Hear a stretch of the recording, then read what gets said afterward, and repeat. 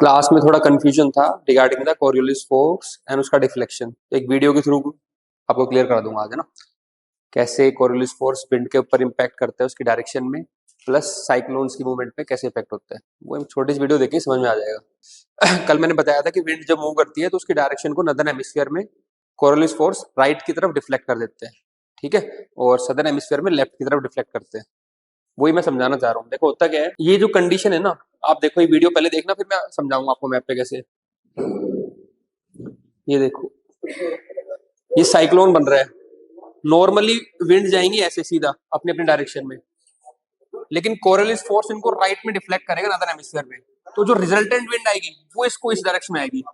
तो जो साइक्लोन की डायरेक्शन बन रही है वो तो एंटी साइक्लोनिक बन रही है, लेकिन विंड कैसे डिफ्लेक्ट कर रही थी, टुवर्ड्स द राइट। ये था जो रिजल्टेंट आ रहा है वो एंटी साइक्लोनिक आ रहा है। दोबारा देखो, साइक्लोन तो एंटी साइक्लोनिक, नॉर्दर्न हेमिस्फीयर की बात हो रही है।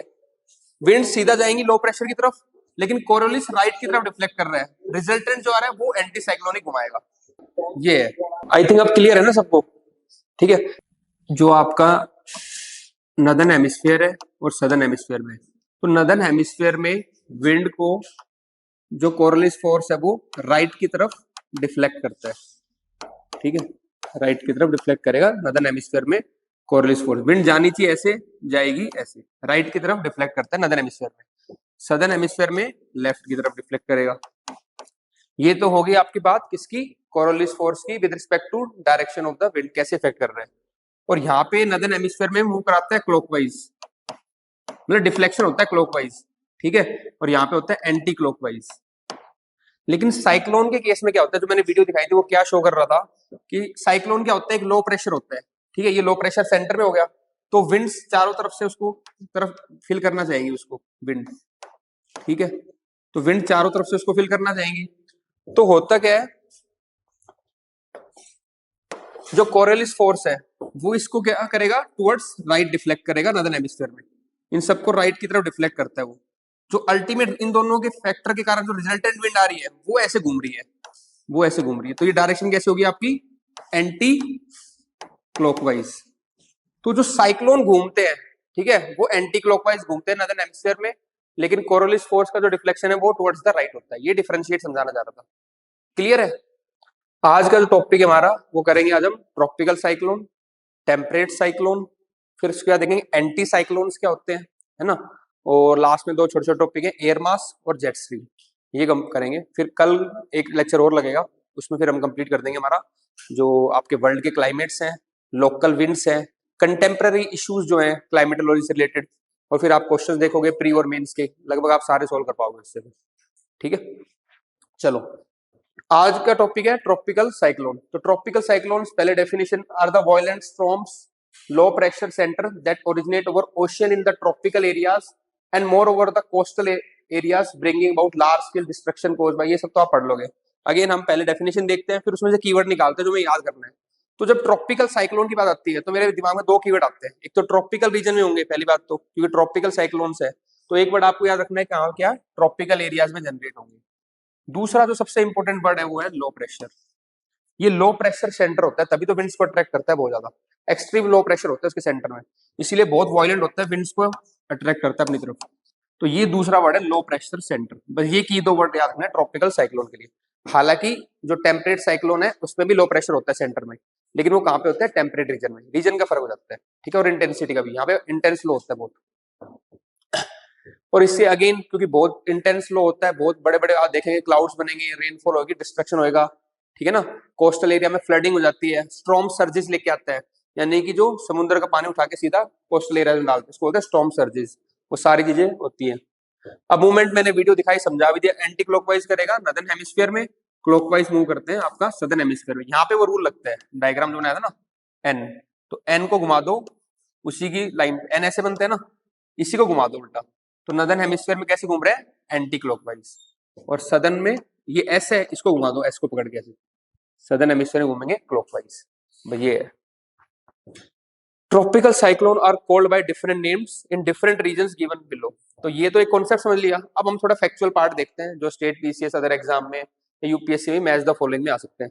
तो अलग अलग एरियाज में इनको अलग अलग नाम से जाना जाता है। हरिकेन बोलते हैं अटलांटिक ओशन के अंदर, ठीक है, टाइफून बोलते हैं इनको वेस्टर्न पैसिफिक और सदर्न साउथ चाइना सी के अंदर बोलते हैं टाइफून। विली विलीज बोलते हैं इनको वेस्टर्न ऑस्ट्रेलिया, और इंडियन ओशन में इनको बोलते हैं साइक्लोन। ये देखो, इनसे आप और समझ जाओगे। पहली बात तो अगेन जब ट्रॉपिकल साइक्लोन का क्वेश्चन आएगा तो आप ऊपर दो बातें डेफिनेशन भी लिखोगे, लो प्रेशर होता है ना, ट्रॉपिकल एरियाज में होता है। उसके बाद आप डिफरेंट वो बता सकते हो कि कहाँ कहाँ पे क्या बोलते हैं। फिर आप दिखाओ एक डायग्राम में, एक मैप बनाओगे कहाँ कहाँ पे ट्रॉपिकल साइक्लोन मिलते हैं। तो ऑब्वियसली ट्रॉपिकल एरियाज में मिलेंगे, तो ये जो पिंक एरिया ये दिखा रहा है ट्रॉपिकल एरियाज, यहाँ पे साइक्लोन मिलते हैं और इनको अलग अलग नाम से जानते हैं। अटलांटिक में मैंने क्या बताया था, हरिकेन, ठीक है, और यहाँ पे इंडियन ओशन में साइक्लोन्स, और यहाँ पे टाइफून्स। तो ये अलग अलग इसके नाम हो गए। इंडिया में अगर बात करें तो जून से नवंबर के इसमें आपके एग्जिस्ट करते हैं साइक्लोन्स। अब एक क्वेश्चन और बन सकता है कि डिफरेंट कंडीशंस क्या होती है favourable condition for the cyclone. तो सबसे पहली कंडीशन क्या है आपकी, हाई सी सरफेस टेम्परेचर, ठीक है, क्योंकि सी के ऊपर जनरेट, इसकी एक बात और है खासियत कि जो ट्रॉपिकल साइक्लोन है दे जनरेट ओवर द सी, क्योंकि इनको continuous source of latent energy चाहिए, मॉइस्चर चाहिए कंटिन्यूअस। तो मॉइस्चर कहां से आएगा, सी से आएगा, तो देख जनरेट ओवर द सी। जो टेम्परेट साइक्लोन है वो सी के ऊपर ही बनते हैं और लैंड के ऊपर, दोनों के बन सकते हैं।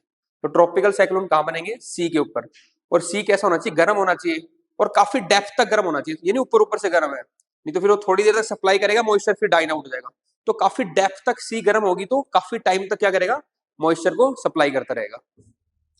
तो high sea surface temperature higher than 27 degree centigrade, this ensure sufficient evaporation and the source of moisture. जो मैं आपको बता रहा था, जितना गर्म रहेगा जितनी डेप्थ तक रहेगा तो लगातार सोर्स ऑफ मॉइस्चर देता रहेगा, तो उसी से एक बहुत बड़ा स्ट्रॉम बनेगा। हमें एक बहुत बड़ा स्ट्रॉम बनाना है, उसके लिए कंडीशन बता रहा हूँ कैसे बनेगी वो। The moisture provides necessary latent heat in the air. और लेटेंट हीट क्या होती है, द हीट रिक्वायर्ड, कोई पूछ नहीं रहा फिर मैंने लिख दिया, सॉलिड को लिक्विड या वेपर करने में, या लिक्विड को वेपर में, मतलब फाइनल स्टेट क्या है, या तो सॉलिड हो या लिक्विड हो, उसको वेपर में कन्वर्ट करना है। तो that is the latent heat without the change in the temperature. Temperature वही रहता है, बस स्टेट चेंज हो जाती है उसकी। तो इससे लेटेंट हीट वो कहां से आती है, मॉइस्चर से आती है। मॉइस्चर कैसे बनेगा, गर्म होना चाहिए, कहां पे, सी सरफेस। तो पहली कंडीशन क्या होगी, high sea surface temperature up to the great depth, ठीक है, हो गया। अब सेकंड फोर्स चीज है आपकी कोरियोलिस फोर्स, क्योंकि जो सर्कुलेशन हो रहा था, जो सर्कुलेशन मूवमेंट थी उसकी वो कौन प्रोवाइड कर रहा था, उसको कोरियोलिस फोर्स साइक्लोन को, ठीक है। तो सेकंड कंडीशन क्या है आपकी, कोरियोलिस फोर्स। ये कह रहा है lead to the development of cyclonic vortex between 10 degree and 20 degree north and south latitude 65% of the tropical cyclone occur. ये देखो, जो आप देखोगे ना यहाँ पे लगभग 0 डिग्री इक्वेटर है, इक्वेटर पे साइक्लोन्स नहीं आते क्योंकि वहां पे कोरियोलिस फोर्स 0 है, तो जो साइक्लोनिक वोर्टेक्स है वो डेवलप नहीं हो पाता, ठीक है। तो 10 से लेके ऊपर दिखा रहा है अराउंड 10 से लेके 20 डिग्री आपका नॉर्थ लैटिट्यूड में और साउथ लैटिट्यूड में, 10 से लेके 20 डिग्री नदर्न हेमिस्फीयर में भी और सदर्न हेमिस्फीयर में अराउंड 65% ट्रॉपिकल साइक्लोन डेवलप होते हैं, ठीक है। And they do not form the equator because Coriolis force is absent. इसमें देखो इंडिया में भी कहाँ पे होता है, इंडिया कहां से स्टार्ट होता है, 8 डिग्री से, जो बिल्कुल है ना तमिलनाडु नीचे बिल्कुल, तो 8 डिग्री से ऊपर जा रहा है अराउंड 10, और उड़ीसा में लगभग हम 20-22 के अराउंड पहुंचते हैं, 20 के अराउंड, है ना। तो वही एरिया होगा, वहीं पे आता है साइक्लोन। तो मैक्सिमम साइक्लोन आपके कहाँ पे आते हैं, 10 से 20 डिग्री। ऑब्जर्वेशन से भी आप सीख सकते हो चीजों को कि इंडिया में वहीं आते हैं, आंध्र प्रदेश, उड़ीसा, ठीक है। ऐसे ही साउथ चाइना सी हो गया, तो वही एरिया आ रहा है 10 से 20 डिग्री ट्रॉपिकल एरियाज में, वहां पे मैक्सिमम ट्रॉपिकल साइक्लोन सकते हैं। तो फर्स्ट था सी टेम्परेचर, सेकंड था आपका कोरियोलिस फोर्स, थर्ड है आपका minimum vertical wind share. Actually vertical wind share अगर ज्यादा होता है ना, कल भी मैंने बताया था प्रेशर ग्रेडियंट, अगर प्रेशर ग्रेडियंट ज्यादा होगा तो विंड मूव कर देगी। तो जो नीचे का सिस्टम बन रहा था, ये पूरा क्या हीट सिस्टम है, मॉइस्चर आए जा रहा है, आए जा रहा है, आए जा रहा है, तो एक जगह अगर इकट्ठा हो गया तो ट्रॉपिकल साइक्लोन डेवलप हो जाएगा। लेकिन विंड शेयर, अगर वर्टिकल विंड शेयर ज्यादा है तो वो उसको क्या करेगा, अनस्टेबिलिटी प्रोवाइड करेगा, सारे मास को ट्रेवल करा देगा, तो वहां पे वो लगातार एक्यूमुलेशन नहीं हो पाता, ठीक है। आ रहे समझ में, अगर हॉरिजॉन्टल विंड, सारी विंड्स है मान लो वो नॉर्मल यूनिफॉर्म चल रही है, तो क्या करेंगे, उसको एक्यूमुलेट होने देंगे सारे मॉइस्चर को। लेकिन विंड शेयर ज्यादा है तो क्या होता है, वो एक्यूमुलेशन हो नहीं पाता है। देखो, tropical cyclone forms when the wind is uniform at most height throughout the troposphere. Vertical wind share is the change in the wind speed and direction with the altitude. The larger the change of the wind and the direction, the larger the change in the wind speed and the direction, the stronger is the wind shear. If the tropical cyclone is being affected by rather strong wind, vertical wind shear for the sustained period of time, the strong structure will be damage and it's lower level circulation could be separate from the main convective. यही कहना चाह रहा है, मान लो कोई चीज बन रही है, सोचो है ना, भाप इकट्ठी हो रही, भाप इकट्ठी हो रही है, और वर्टिकल विंड आके उसको बाहर ले जाएगी, तो वो चीज डेवलप ही नहीं हो पाएगी। तो स्ट्रॉम का जो स्ट्रक्चर है वो डेवलप नहीं हो पाएगा अगर वर्टिकल विंड शेयर ज्यादा है। तो आपको एक्सप्लेन नहीं करना है, वहां पे पॉइंट्स लिखे आएंगे, कंडीशन फॉर साइक्लोनिक डेवलप, तो वहां पे अगर वर्टिकल विंड शेयर आएगा तो आपके दिमाग में आना चाहिए, या उससे रिलेटेड कोई टर्म्स आएगी तो आना भी, वर्टिकल विंड शेयर क्या होना चाहिए, मिनिमम होना चाहिए, ठीक है, ज्यादा नहीं होना चाहिए, क्योंकि ज्यादा होगा तो विंड स्पीड ज्यादा बढ़ जाती है। ओके, तो वर्टिकल विंड शेयर क्या होना चाहिए, मिनिमम होना चाहिए, minimal vertical wind shear. Next है a pre existing low pressure, ठीक है।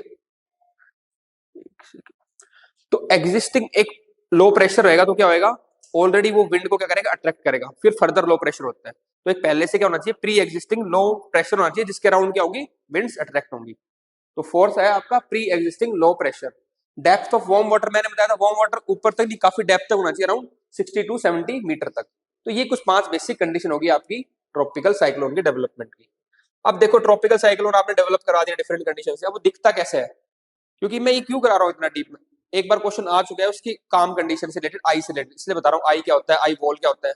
अगर आपको चीजें पता होंगी तो वहां पे आप कर पाओगे रिलेट, टर्म ही नहीं सुनी होगी उसके बारे में, कंडीशन ही पता नहीं होंगी, तो एग्जाम में हिलेगा भी नहीं क्वेश्चन फिर वो, तो पता होना चाहिए। इसलिए स्ट्रक्चर देखते हैं हम कैसा दिखता है ट्रॉपिकल साइक्लोन, ऐसा दिखेगा, देखो सेंटर में लो प्रेशर होगा और उसकी तरफ, और एक बार देख लो, जैसे ये भी एक फिगर है, ये इसकी आई है, ये इसके आई वॉल है, साइड में वॉल होगी आई वॉल, और इसकी तरफ क्या है, बैंड ऑफ क्लाउड्स है, ऐसा दिखता है ट्रॉपिकल साइक्लोन।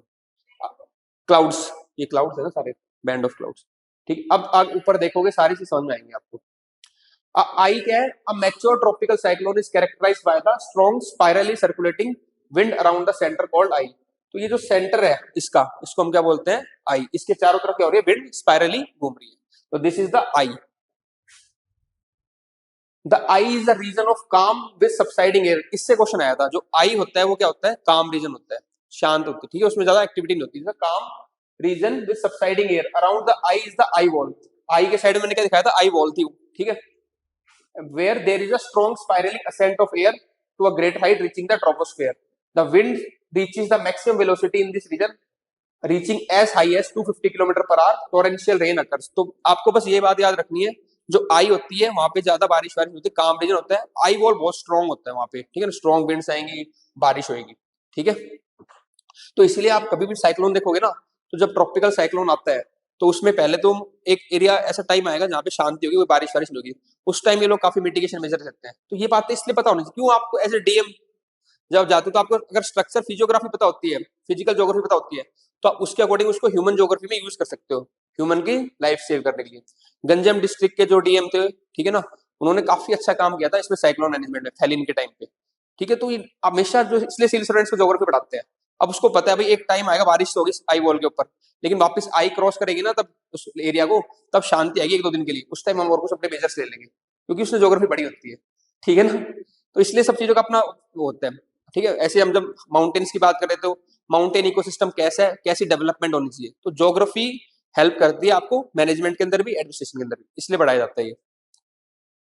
तो आई का रीजन क्या है, काम, सोर्सेस, इसीलिए से क्वेश्चन भी आ गया था कि आई के रीजन में कामनेस होती है, ठीक है, प्री के अंदर आया था क्वेश्चन।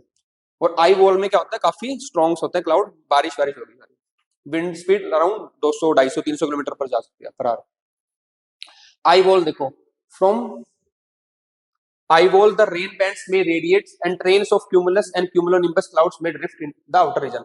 तो आई वॉल से बारिश में दिया बैंड ऑफ क्लाउड्स होते हैं, कौन कौन से क्लाउड होंगे यहाँ पे, क्यूमुलस और क्लुम्बो निम्बस, एक्सट्रीम हैवी रेनफॉल जो करते हैं। कल सारा आपको याद है clouds, high middle low, clouds of vertical extent, और सब में 3-3 दो, तो आपको याद है, मतलब स्ट्रक्चर दिमाग में बैठ गया। तो ये फर्क होता है लगातार पढ़ाई करते हैं, जो हम आपके दिमाग में बैठी हुई चीजें, ठीक है, कोई याद करने की जरूरत नहीं है आपको, क्योंकि क्लास के आप लिखते भी हो तो सारा याद हो रखा है। मेरे को खुद याद आ गया एकदम से, हाँ भाई ये क्लाउड है, और ये मेरे को पता है क्यूमुलस कौन से होंगे, क्यूमुलनिम्बस कैसे होंगे, निम्बो स्टेटस क्या होता है, निम्बो आते हैं आपके दिमाग में, रेनफॉल आता है, ठीक है।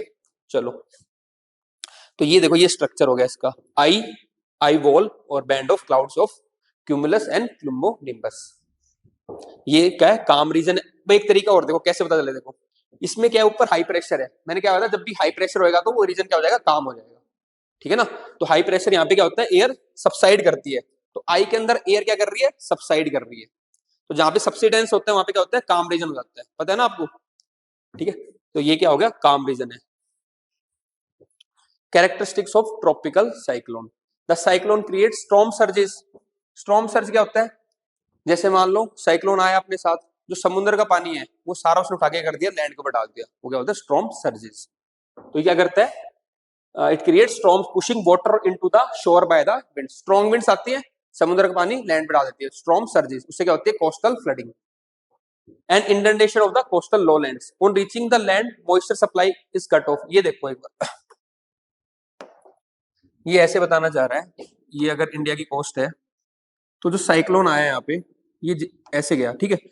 तो यहाँ पे जैसे ये ओशन के ऊपर है तब तो इसको मॉइस्चर की सप्लाई मिल रही है, साइक्लोन जनरेट होगा। जैसे ये लैंड के ऊपर आता है तो नीचे से मॉइस्चर की सप्लाई कट ऑफ हो जाती है और साइक्लोन डिसिपेट हो जाता है, ठीक है, क्योंकि ये सी के ऊपर ही बनते हैं ट्रॉपिकल साइक्लोन। तो यहाँ पे आएंगे, फिर यहाँ पे आके डिसिप्लेट होके यहाँ से डाई आउट हो जाते हैं साइक्लोन्स। और जहाँ पे ये लैंड पे स्ट्राइक किया, ऐसा लाइन जहाँ पे साइक्लोन लैंड पे स्ट्राइक या कोस्ट पे स्ट्राइक करते हैं, उसको क्या बोलते हैं, लैंडफॉल। वो पॉइंट क्या बोलेगा आपका, वो एरिया क्या होता है, लैंडफॉल। जहाँ पे ट्रॉपिकल साइक्लोन ने स्ट्राइक किया कोस्ट एरिया, उसको बोलते हैं landfall. On reaching the land, moisture supply is cut off and the storm dissipate. The place where the tropical cyclone crosses the coast, जहाँ पे उसने कोस्ट को क्रॉस किया, उसको क्या बोलते हैं, लैंडफॉल ऑफ द साइक्लोन। कि यहाँ पे लैंडफॉल हुआ था। जैसे हमने वहां पे क्या किया था, फोकस और एपिसेंटर अर्थक्वेक के केस में, यहाँ पे क्या वर्ड है आपका, लैंडफॉल। फोकस किया था नीचे जो आता है, और ऊपर उसके ऊपर अर्थ के ऊपर एपिसेंटर। ऐसे जहाँ पे कोस्टल एरिया में साइक्लोन ने लैंड को क्रॉस किया, ठीक है, उसको क्या बोलते हैं हम, लैंडफॉल। बस ये याद रखने टर्म्स। क्लाउड्स आपको पता ही चल गए, क्यूमुलस और क्यूमुलोनिम्बस क्लाउड आएंगे वहां पे। डायमीटर कितना होता है, लगभग 200 से 500 kilometre, that can reach up to 1000 of kilometre. A tropical cyclone brings very violent winds, torrential rain, high waves and in some cases very destructive storm surges. इस देखो अगेन क्या होता है, बच्चे रेनफॉल और विंडी लिख के आ जाएंगे, आपको दो वर्ड की और मिल गए, ये लिख के आना है आपको क्या क्या इफेक्ट होता है। स्टॉर्म सर्जेस एक अच्छा वर्ड मिल गया ना आपको, वो लिख के आ रहा है, ठीक है। और क्या होगा, टोरेंशियल विंड और टोरेंशियल रेनफॉल, वायलेंट विंड्स और हाई वेव्स, ये दो वर्ड्स है। ये वेव्स भी हाई होती है जनरेट, ठीक है। और क्या था आपका, storm surges. The winds blow counter clockwise in the, ये आपको बताइए, और clockwise in the southern hemisphere, starting में समझा दिया था मैंने आपको। ये एक दो बातें हैं जो नॉर्मली आपने पढ़ रखा होगा, जो आपको निकालनी है। अब मेरे को इसमें ये दो बातें अलग लग रही है, ठीक है। एक मैं लिखूंगा वेव्स, हाई वेव्स जनरेट करता है, और स्टॉर्म सर्जेस, ये अलग।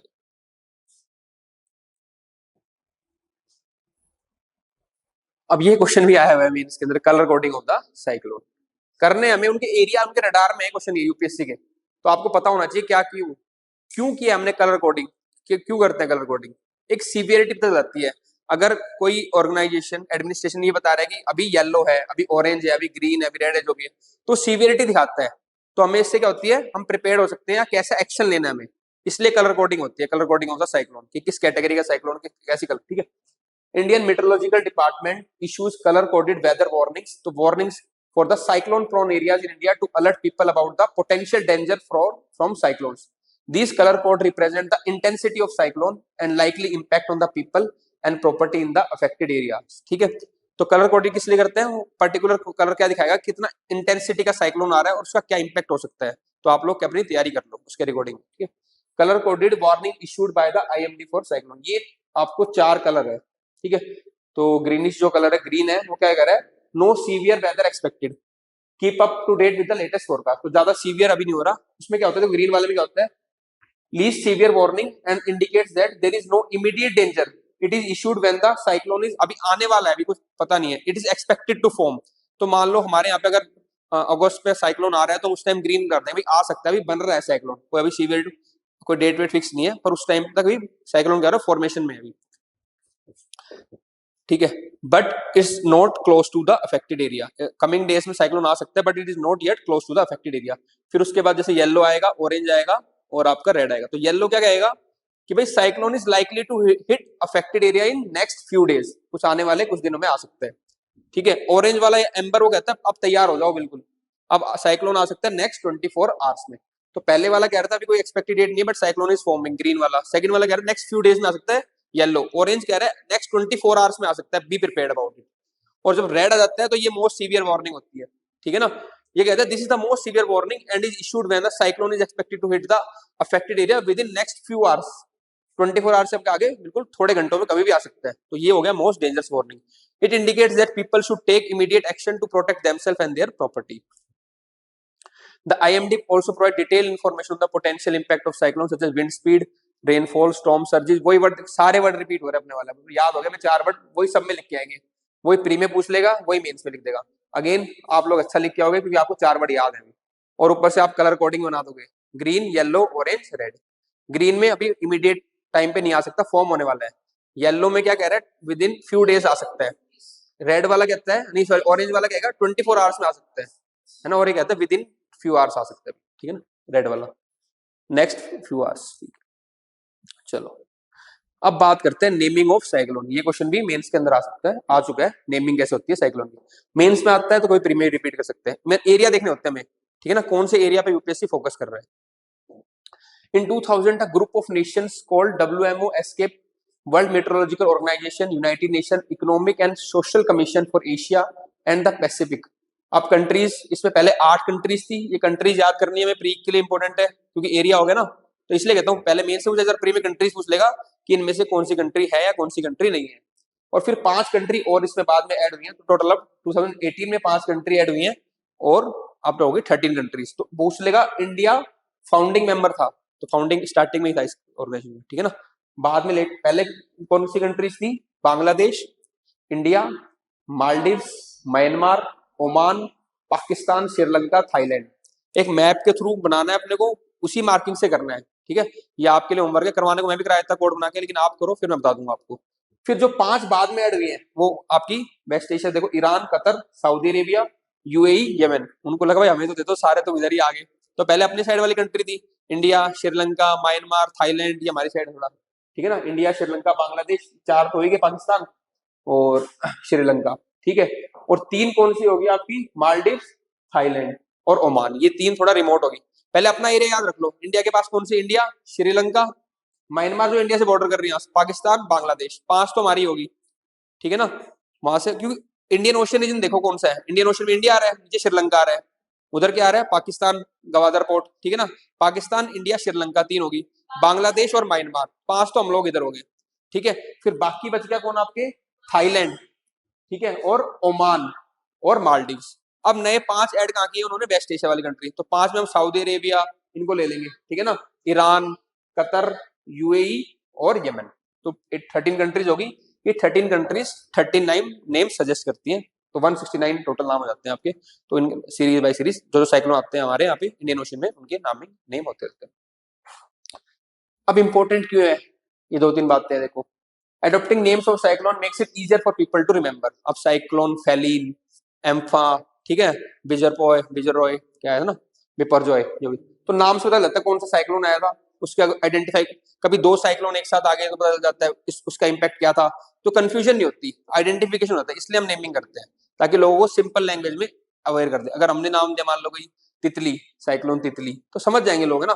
कोई अल्फा बीटा में इतना समझ नहीं पाते थे लोग, तो एक लोगों को अवेयरनेस के लिए नेमिंग की साइक्लोन की, ठीक है। Easy to identify individual cyclones, create awareness and rapidly disseminates warning. What are the guidelines, भाई क्या क्या चीज नहीं होनी चाहिए, ठीक है ना। While picking up the names for cyclone, countries need to follow some rules। The proposed name should be neutral to political or apolitical figures, religious belief, मतलब किसी को हर्ट ना हो ना, न्यूट्रल होना चाहिए। पहले लोग क्या करते थे, लड़कियों के नाम दे देते थे, ठीक है, कटरीना दे दिया एक बार, ठीक है। फिर करप्ट पॉलिटिशियंस के नाम देने लगे, तो उसके बाद फिर इन्होंने क्या किया, सही कह रहा हूँ मैं, मजाक तो नहीं लग रहा है ना, सही में ऐसे होता था। तो फिर उन्होंने करप्ट पॉलिटिशियन के नाम दे ले, तो इसलिए फिर कुछ गाइडलाइंस दे दी, भाई ऐसे मत करो, न्यूट्रल रखो उन चीजों को, ठीक है। चलो, name should be does not hurt the sentiment, किसी भी ग्रुप के सेंटीमेंट हर्ट नहीं होने चाहिए, इसलिए उन्होंने ध्यान रखा, ठीक है। It should not be very rude and cruel in nature, basic guidelines है। मैक्सिमम लेंथ क्या हो सकता है, 8 लेटर ज्यादा, ये मतलब प्री के लिए इंपॉर्टेंट है, इसलिए मैंने आपको बता दी पॉइंट्स। और एक बार नाम आ गया और रिपीट नहीं होता दोबारा, ये लिखा हुआ नीचे। The name of the tropical cyclone over the North Indian Ocean will not be repeated, once used it will cease to be used again. एक और कैटेगरी, इसमें बस ये याद रखना है, इतना नहीं करना आपको। ये देख लो, सिफर सिम्पसन हरिकेन विंड स्केल, बस ये पूछ लेगा, खासकर स्टेट पीसीएस में पूछ सकता है, और अब यूपीएससी में थोड़ा सा फैक्चुअल पूछ रहा है। जैसे कि हमने मर्कली स्केल किया था ना अर्थक्वेक के लिए, है ना, रिश्टर स्केल, तो साइक्लोन की जो विंड स्पीड होती है वो किससे मेजर करते हैं हम, Saffir Simpson hurricane wind scale, बस ये याद रखना है, Saffir Simpson hurricane wind scale जो रिलेटेड है it is related to the tropical cyclone की स्पीड मेजर करने के लिए। तो ये अलग है कैटेगरी 1 2 3 4 5, स्पीड इसकी बढ़ती रहेगी, अगेन उसके अकॉर्डिंग इफेक्ट्स भी बढ़ते रहेंगे। सफिर सिम्पसन हरिकेन विंड स्केल। अब तुम देख रहे हो कितना इजी हो गया, पहले 2 क्लास कितनी हैवी थी, है ना, अब थोड़ा समझ में निकल रहा है फ्लो। और आज की हो रहा है बस टेम्परेट ट्रॉपिकल साइक्लोन, कल तो बिल्कुल इजी हो जाएगा काम। विंड्स में क्या करना है, क्लाइमेट्स में बस वो ऑब्जर्व करना है दिमाग में। अब धीरे धीरे तुम कॉन्सेप्चुअल से ऑब्जर्वेशन की तरफ जा रहे हो, और लास्ट में इंडिया में आता है तो लोकेशन पे आ जाओगे, वो सबसे इजी है। मतलब कॉन्सेप्ट में थोड़ा जोर आता है दिमाग में, इसमें थोड़ा लाइट हो गया, उसमें बिल्कुल लाइट हो जाएगा, उसमें फिर हम ट्रिक्स लगाएंगे। बस चीजें याद होनी चाहिए तुम्हें, आइडेंटिफाई हो जाएगा। और उसमें बड़ा खुशी होती है क्योंकि यहाँ पे हम कंफ्यूजन रहता है, पेपर में होता है एक्चुअली क्या होता है कि बहुत सिमिलर ऑप्शन आते हैं। क्योंकि एक क्वेश्चन आया था मेरे को याद है, जो मैं कल आपको रेडिएशन फोक करवा रहा था ना, कि क्लाउड कवर होएगा तो क्या उसका इंपैक्ट पड़ेगा, 2 3 ऑप्शन बहुत क्लोज थे। एक काउंटर इक्वेटोरियल करंट से पूछा था, तो उस टाइम जब कंसेप्चुअल क्वेश्चन आते हैं ना, तो ऑप्शन बहुत क्लोज होते हैं, तो वहां पे हमें डर लगा रहता है कि यार सही होगा नहीं होगा आंसर की में क्या यूपीएससी लेगी। लेकिन जब हम ऑब्जर्वेशन और लोकेशन वाले क्वेश्चन करते हैं तो हम लगभग श्योर रहते हैं ये लोकेशन यहाँ पे है, ये हमने वहां पे, तो उनमें थोड़ा मार्क्स थोड़ा इजी आते हैं ना। हालांकि अच्छी बात यह कि कॉन्सेप्ट के अगर 10 क्वेश्चन आ रहे हैं ज्योग्राफी के, तो कॉन्सेप्ट के 1 या 2 ही आएंगे, 4 5 आएंगे ऑब्जर्वेशन के, और 5 6 आएंगे लोकेशन की। लोकेशन वाला पोर्शन ज्यादा आता है, कॉन्सेप्ट का कम है। बस आपने समझ लिया तो इजी हो जाएगा आपके लिए, है ना, ऑब्जर्वेशनल पार्ट भी और कॉन्सेप्ट। और जो कुछ टेढ़ा बेटा क्वेश्चन आएगा ना, उनको आप कर लोगे इजीली। तो हमारा एक टॉपिक खत्म हो गया ट्रॉपिकल साइक्लोन। नेक्स्ट टॉपिक हम करेंगे टेम्परेट साइक्लोन। प्री के साथ साथ मेंस के लिए इंपॉर्टेंट है ये आपका कॉन्सेप्ट वाला पार्ट, क्योंकि जीएस 1 में आजकल थोड़ा डीप पूछ रहा है in the related to geography type में। जैसे फ्रंटोजेनेसिस फ्रंटोलाइसिस पूछ लिया, उनकी कैरेक्टरिस्टिक पूछ ली, कलर कोडिंग पूछ लिया, है ना, नेमिंग ऑफ साइक्लोन पूछ लिया, चाहे यूपीएससी हो चाहे सीपीसी हो, तो वो पूछ रहे हैं। इसके लिए मैं आपको एक कॉम्प्रिहेंसिव कराऊं, एक ही है कोर्स, एक ही क्लास, एक ही नोट्स होने चाहिए। मतलब सिलेक्शन का तरीका यही है, ये नहीं होता प्री के नोट्स अलग होते हैं मेंस के नोट्स होते हैं। यूपीएससी के अलग है, हिमाचल के अलग है, हरियाणा के अलग है, जो अच्छा तैयारी करता है उसके एक ही नोट्स होते हैं। ठीक है, मेरी स्टूडेंट है आईपीएस अभी, तो पहले वो एसडीएम लगी थी, ठीक है, फिर अभी मैंने उसको जब इंटरव्यू लिया तो उसने यही बात की मुझसे कि सर मेरे पास एक ही नोट्स होते थे, चाहे यूपी का एग्जाम दे रही हूँ मैं, चाहे हरियाणा का, चाहे सिविल का, तो मैं वही नोट्स अपना रिपीट करती थी, उसको रख देती साइड, फिर वो नोट, हाँ करंट जब आता है तो थोड़े बहुत उससे अपडेट कर लिया, और जो पर्टिकुलर एग्जाम है उसके स्पेसिफिक अगर कुछ आ रहा है तो वो पढ़ लिया, हिमाचल का तो वो पढ़ लिया, हरियाणा का तो 10 12 दिनों में चीज खत्म हो जाती है। 90% तैयारी मेरी वही रहती थी। तो यही आप लोग की तैयारी एक ही होती है, उसी को करना है हमें, वही नोट्स बनेंगे आपके, चाहे पंजाब पीसीएस दो चाहे कोई दो, आप उससे मतलब नहीं करता, नोट्स आपके एक ही बनते हैं, चाहे प्री दो चाहे मेंस दो, उसमें से सेलेक्ट करना चाहिए मेरे प्री के लिए इंपॉर्टेंट है, मेंस के लिए इंपॉर्टेंट है, वही है। आ जाओ टेम्परेट। अब ये अलग अलग क्यों लिखे मैंने नाम, उनमें से कुछ भी नाम आ जाए आपको समझ में आना चाहिए, ठीक है ना। ये टेम्परेट साइक्लोन भी वही है, एक्स्ट्रा ट्रॉपिकल साइक्लोन भी वही है, मिड लैटिट्यूड साइक्लोन भी वही है, या फ्रंटल डिप्रेशन भी वही, एक ही चीज का नाम है टेम्परेट साइक्लोन। तो पहला हमने किया था ट्रॉपिकल साइक्लोन, अब हम करेंगे टेम्परेट साइक्लोन। तो टेम्परेट साइक्लोन किस रिलेटेड है, फ्रंट से रिलेटेड है। कैसे बनेंगे, फ्रंट्स बनेंगे इसमें। तो बेसिक फ्रंट देख लेते हैं क्या होता है। Fronts are the typical feature of mid latitude weathers. Front कहां पे बनते हैं, जहां पे कोल्ड एयर मास और वार्म एयर मास मिलता है, तो वहां पे क्या बनता है, फ्रंट बनता है। बस याद रखना है, कोल्ड एयर मास कहां से आएगा, पोलर रीजन से, वार्म एयर मास कहां से आएगा, ट्रॉपिकल रीजन से। तो जब ये दोनों मिलते हैं, कल वाली क्लास आप देख लेना, मैंने बताया था कि कहां पे सब ट्रॉपिक्स के पास जाके ऊपर और थोड़ा मिड लैटिट्यूड में मिलेंगे अराउंड, है ना। तो वहां पे जब ट्रॉपिक से क्या होता है आपका वार्म एयर जाएगी, और पोलर एरिया से क्या आएगा आपका कोल्ड एयर आएगी, तो जहां पे मिलेंगे वहां पे क्या बनता है आपका फ्रंट्स। और ये फ्रंट्स जो बनते हैं इस प्रोसेस क्या बोलते हैं हम, फ्रंटोजेनेसिस। और जब ये फ्रंट डिसिपेट हो जाते हैं इसको बोलते हैं फ्रंटोलाइसिस, कि डिलीट हो गया लाइसिस, ठीक है ना। और इसमें इस प्रोसेस के अंदर जो साइक्लोन बनता है उसको बोलते हैं टेम्परेट साइक्लोन, क्योंकि ये टेम्परेट रीजन में बनता है, क्योंकि ये मिड लैटिट्यूड रीजन में बनता है, ठीक है। एक्स्ट्रा ट्रॉपिकल, ट्रॉपिकल से बाहर, इसलिए डिफरेंट नाम दिए इसके, temperate, extra tropical, mid latitude और फ्रंटल डिप्रेशन। अब नहीं बोलोगे आप, ठीक है। चलो 30 to 65 डिग्री नॉर्दर्न हेमिस्फीयर में भी और सदर्न हेमिस्फीयर में भी, while they are uncommon in the tropical region and polar region। ना ट्रॉपिकल रीजन में ज्यादा होते हैं ना पोलर रीजन में, मिड लैटिट्यूड में बनते हैं, क्योंकि पोलर रीजन में ट्रॉपिकल वाला नहीं जा पाएगा और ट्रॉपिकल रीजन में पोलर वाला नहीं आ पाएगा एयर मास, और दोनों का मिलना जरूरी है फ्रंट बनने के लिए, इसलिए कहाँ मिलते हैं, मिड लैटिट्यूड में। क्लियर है कंसेप्ट। अब मैंने बता ही दिया, जो process of formation of front होता है उसको फ्रंटोजेनेसिस बोलते हैं, और जो डिसिपेशन ऑफ फ्रंट होता है उसको बोलते हैं फ्रंटोलाइसिस। एक बात आगे भी आएगी, वैसे दे रखा है इसमें, फ्रंटोजेनेसिस जब होता है तब उसमें क्या होता है, कन्वर्जेंस होता है और एयर राइज करती है। फ्रंटोलाइसिस होता है उसमें कहता है डिसिपेशन होता है और डाइवर्जेंस होगा, ठीक है। ये इसलिए बता रहा हूँ क्योंकि कैरेक्टरिस्टिक लिखने आया था पेपर के अंदर, मैंने हालांकि सॉल्यूशन दे दिया आपको, लास्ट में आएगा पेपर में, मेंस के अंदर आया था describe the characteristic of frontogenesis या फ्रंटोलाइसिस, तो आपको पता होगा तभी तो लिखोगे कन्वर्जेंस, डाइवर्जेंस, ये कैरेक्टरिस्टिक्स ही है उसकी, इसलिए मैं कीवर्ड्स डाल रहा हूँ, आपको फंस ना जाओ कहीं पे। बाकी बच्चे जनरल डायग्राम बना के आएंगे, आप 2-3 कीवर्ड लिख के आओगे, आपके मार्क्स ज्यादा आएंगे। प्री के अंदर स्टेटमेंट रिवर्स कर देता है वो, frontogenesis lead to the divergence, नहीं आपको नहीं फ्रंटोजेनेसिस तो कन्वर्जेंस, इसीलिए करवा रहा हूँ, इतना इंफेसिस कर रहा हूँ वर्ड्स के ऊपर, क्योंकि हम ढंग से पढ़ लेंगे तो वहां पे क्वेश्चन इजी लगेगा। हम क्या रीडिंग, मेरे ख्याल से आपने पहले ही पढ़ा होगा भाई, टेम्परेट साइकिल में पढ़ा होगा, क्या पढ़ते हो आप लोग, फ्रंट बनते हैं, लैटिट्यूड पढ़ लेते हो, इतना थोड़ी पढ़ा होगा डाइवर्जेंस कन्वर्जेंस, मतलब रीडिंग लगा ली पर दिमाग में नहीं बैठी होगी बात वो। अब मैं पूरा रीडिंग नहीं कर रहा है, तुम घर कर लोगे, मैं तुम्हें बस कीवर्ड निकाल के दे रहा हूँ कि इनको कॉपी में लिख, अपने नोट्स पे लिख लेना, उनको याद कर लेना, क्वेश्चन इसी से फंसेगा। वो थोड़ी पढ़ेगा पूरा यार, वो तो उस कंसेप्ट को निकालेगा। मैं भी एग्जामिनर होता, मैं सिंपल थोड़ी था 30 to 45 डिग्री लैटिट्यूड, वो तुम्हें पता है सबको, मैं तो ऐसे डालूंगा तो फंसेगा, अगर यूपीएससी खासकर, मे भी स्टेट में सीधा पूछ ले, लेकिन यूपीएससी वाले तो फंसाएंगे तुम्हें। तो हमें वो कीवर्ड निकालने हैं जो मैक्सिमम कर सकते हैं। अब इतने मैंने 5-6 टॉपिक करा दिए, पढ़ाने बैठता तो एक क्लास में तुम्हारे 2 या 3 टॉपिक ही होते हैं। अभी ऑलरेडी हम पास कर चुके, कलर कोडिंग हो गया, स्ट्रक्चर हो गया, ये हो गया, लेकिन मैंने को इतना डीप नहीं पढ़ाया ना आपको, मैंने तो कीवर्ड्स निकाल के बता दिया आपको, क्योंकि मेरे को थोड़ी आपको फिजिक्स के लिए तैयार करना है या पीएचडी के लिए तैयार करना है। बस आपको आई का पता चल गया, हाँ भाई उसमें काम कंडीशन होगी, एज ए डिजास्टर मैनेजमेंट आप उसको यूज कर लोगे। तो जहां रिक्वायरमेंट एग्जाम की वहां हिट करना है सब्जेक्ट को, क्योंकि मैं आपको पहले बता चुका, ज्योग्राफी पूरे साल चल सकता है, लेकिन पूरे साल नहीं चलानी ज्योग्राफी, बाकी सब्जेक्ट भी हमारे पास, और इसमें से मैक्सिमम निकालना है अपने को।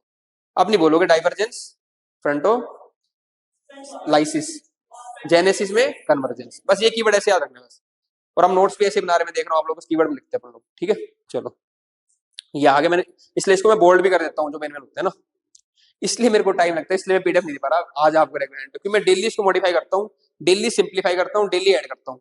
तो कल तो लास्ट क्लास है, कल तो हर हाल में देनी है, क्योंकि मेरी तरफ से कंप्लीट हो जाएगी। तो मैं आज फिर सोच रहा था होगा कि फिर बच्चे कहेंगे नोट्स नहीं आए, मैं कहा आज और कहता हूँ कल दे दूंगा, ठीक है। लेकिन फर्क पड़ रहा है, फायदा, मैं सीधा दे सकता था आपको, लेकिन अब तुम्हारे लिए सिंप्लीफाइड हो जाएंगी चीजें और बहुत रिफाइंड आएंगी, क्योंकि मैं उसको बहुत स्ट्रक्चर्ड करके ला रहा हूँ चीजों को करके ना, ठीक है। चलो यशोदा हंस रही है, कह रही सर झूठ बोले जा रहे हो, क्या स्ट्रक्चर कर रहे हैं। नहीं आई पीडीएफ उसके बाद, कोई नहीं, कोई नहीं। मैं सोच रहा था कि दे दूंगा, फिर तुम स्ट्रक्चर करो, क्या फायदा, मैं ही कर देता हूँ उसके लिए, आज आज और की बात है, एक दिन और सही है ना। Due to Coriolis effect in northern hemisphere, वो सेम है, कोरलिस साइक्लोन्स को क्या करता है, नदर्न हेमिस्फीयर में एंटी क्लॉकवाइज और सदर्न में क्लॉक, ये तो याद है आपको सारी बातें। मिड लैटिट्यूड साइक्लोन और temperate cyclone extra tropic due to fronto, वही हमारे फ्रंटोजेनेसिस, फ्रंटोलाइसिस। अब देखते हैं आप छोड़ोगे आगे चलोगे, टेम्परेट साइक्लोन वही सब हो गया, टेम्परेट सिस्टम लैटिट्यूड आ गया, फ्रंट्स बनते हैं। अब ये देख लेते हैं origin and development. The development of temperate cyclone can be studied in 5 stages. वहां पे हमने क्या किया था, हमने कुछ कंडीशंस देखी थी 5, याद है किसी को? पहला क्या बोला था मैंने, हाई सी लेवल टेम्परेचर।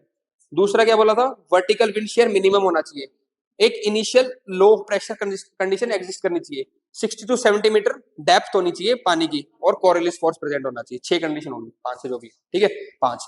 और 5 यहाँ पे इसकी स्टेजेस है कि पहले फ्रंट्स आएंगे, है ना, बॉम्बेर, तो स्टेशनरी बिगनिंग होगी पहले, फिर क्या होएगा, यंग एडल्ट बनेगा, फिर वो मैच्योर होएगा, फिर ऑक्लूड होएगा, और लास्ट में डिसिपेट हो जाएगा। अब दिखा देता हूँ एक बार, फिर समझ जाओगे आप, ऐसे होता है देखो।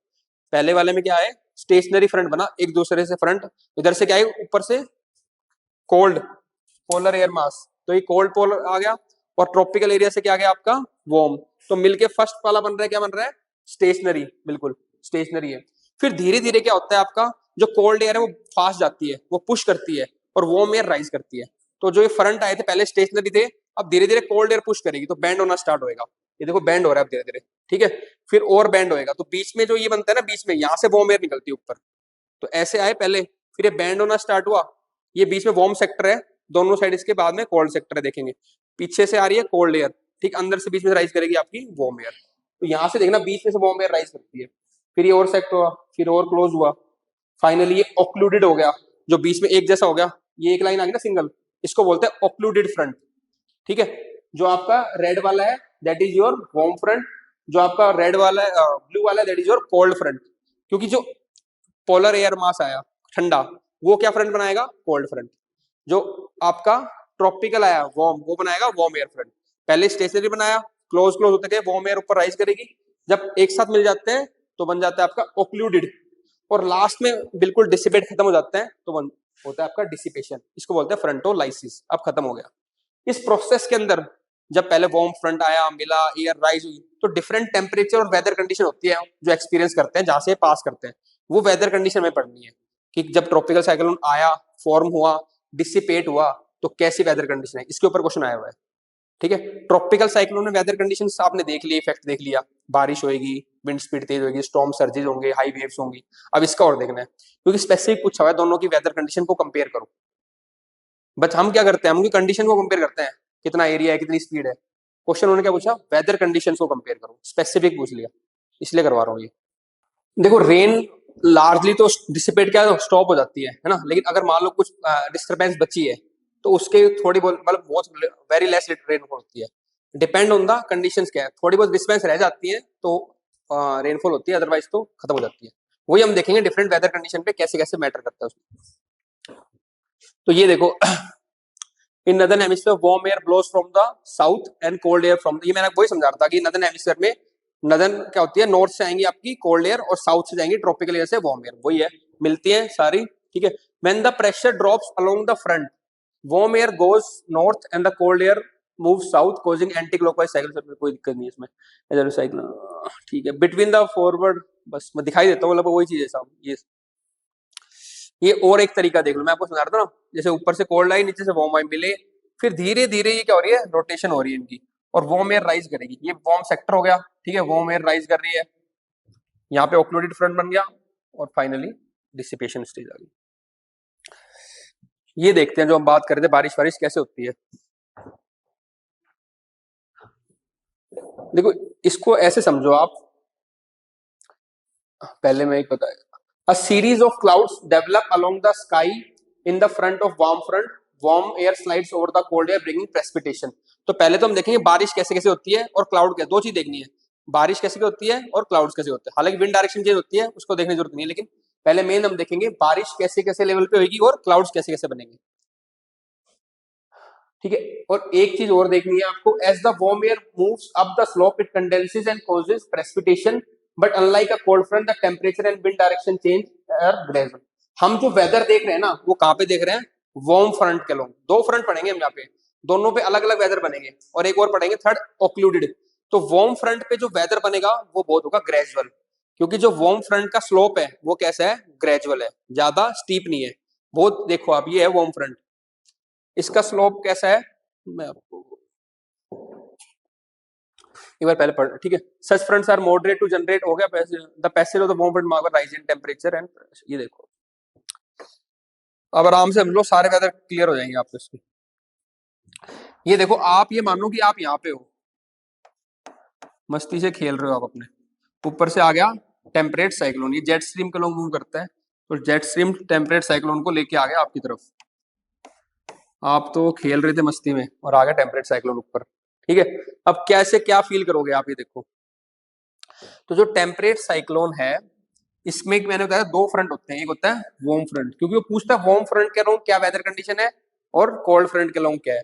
तो जो वार्म फ्रंट है उसका स्लोप देखो कैसे है, जेंटल है, और कोल्ड फ्रंट का स्लोप कैसा है, स्टीप है, दिख रहा है। तो पहला तो आ गया स्लोप की बात, ये कैसा स्लोप है, जेंटल, ये कैसा स्लोप है, स्टीप, बस ये इससे ही सारी प्रॉब्लम सॉल्व हो जाएगी।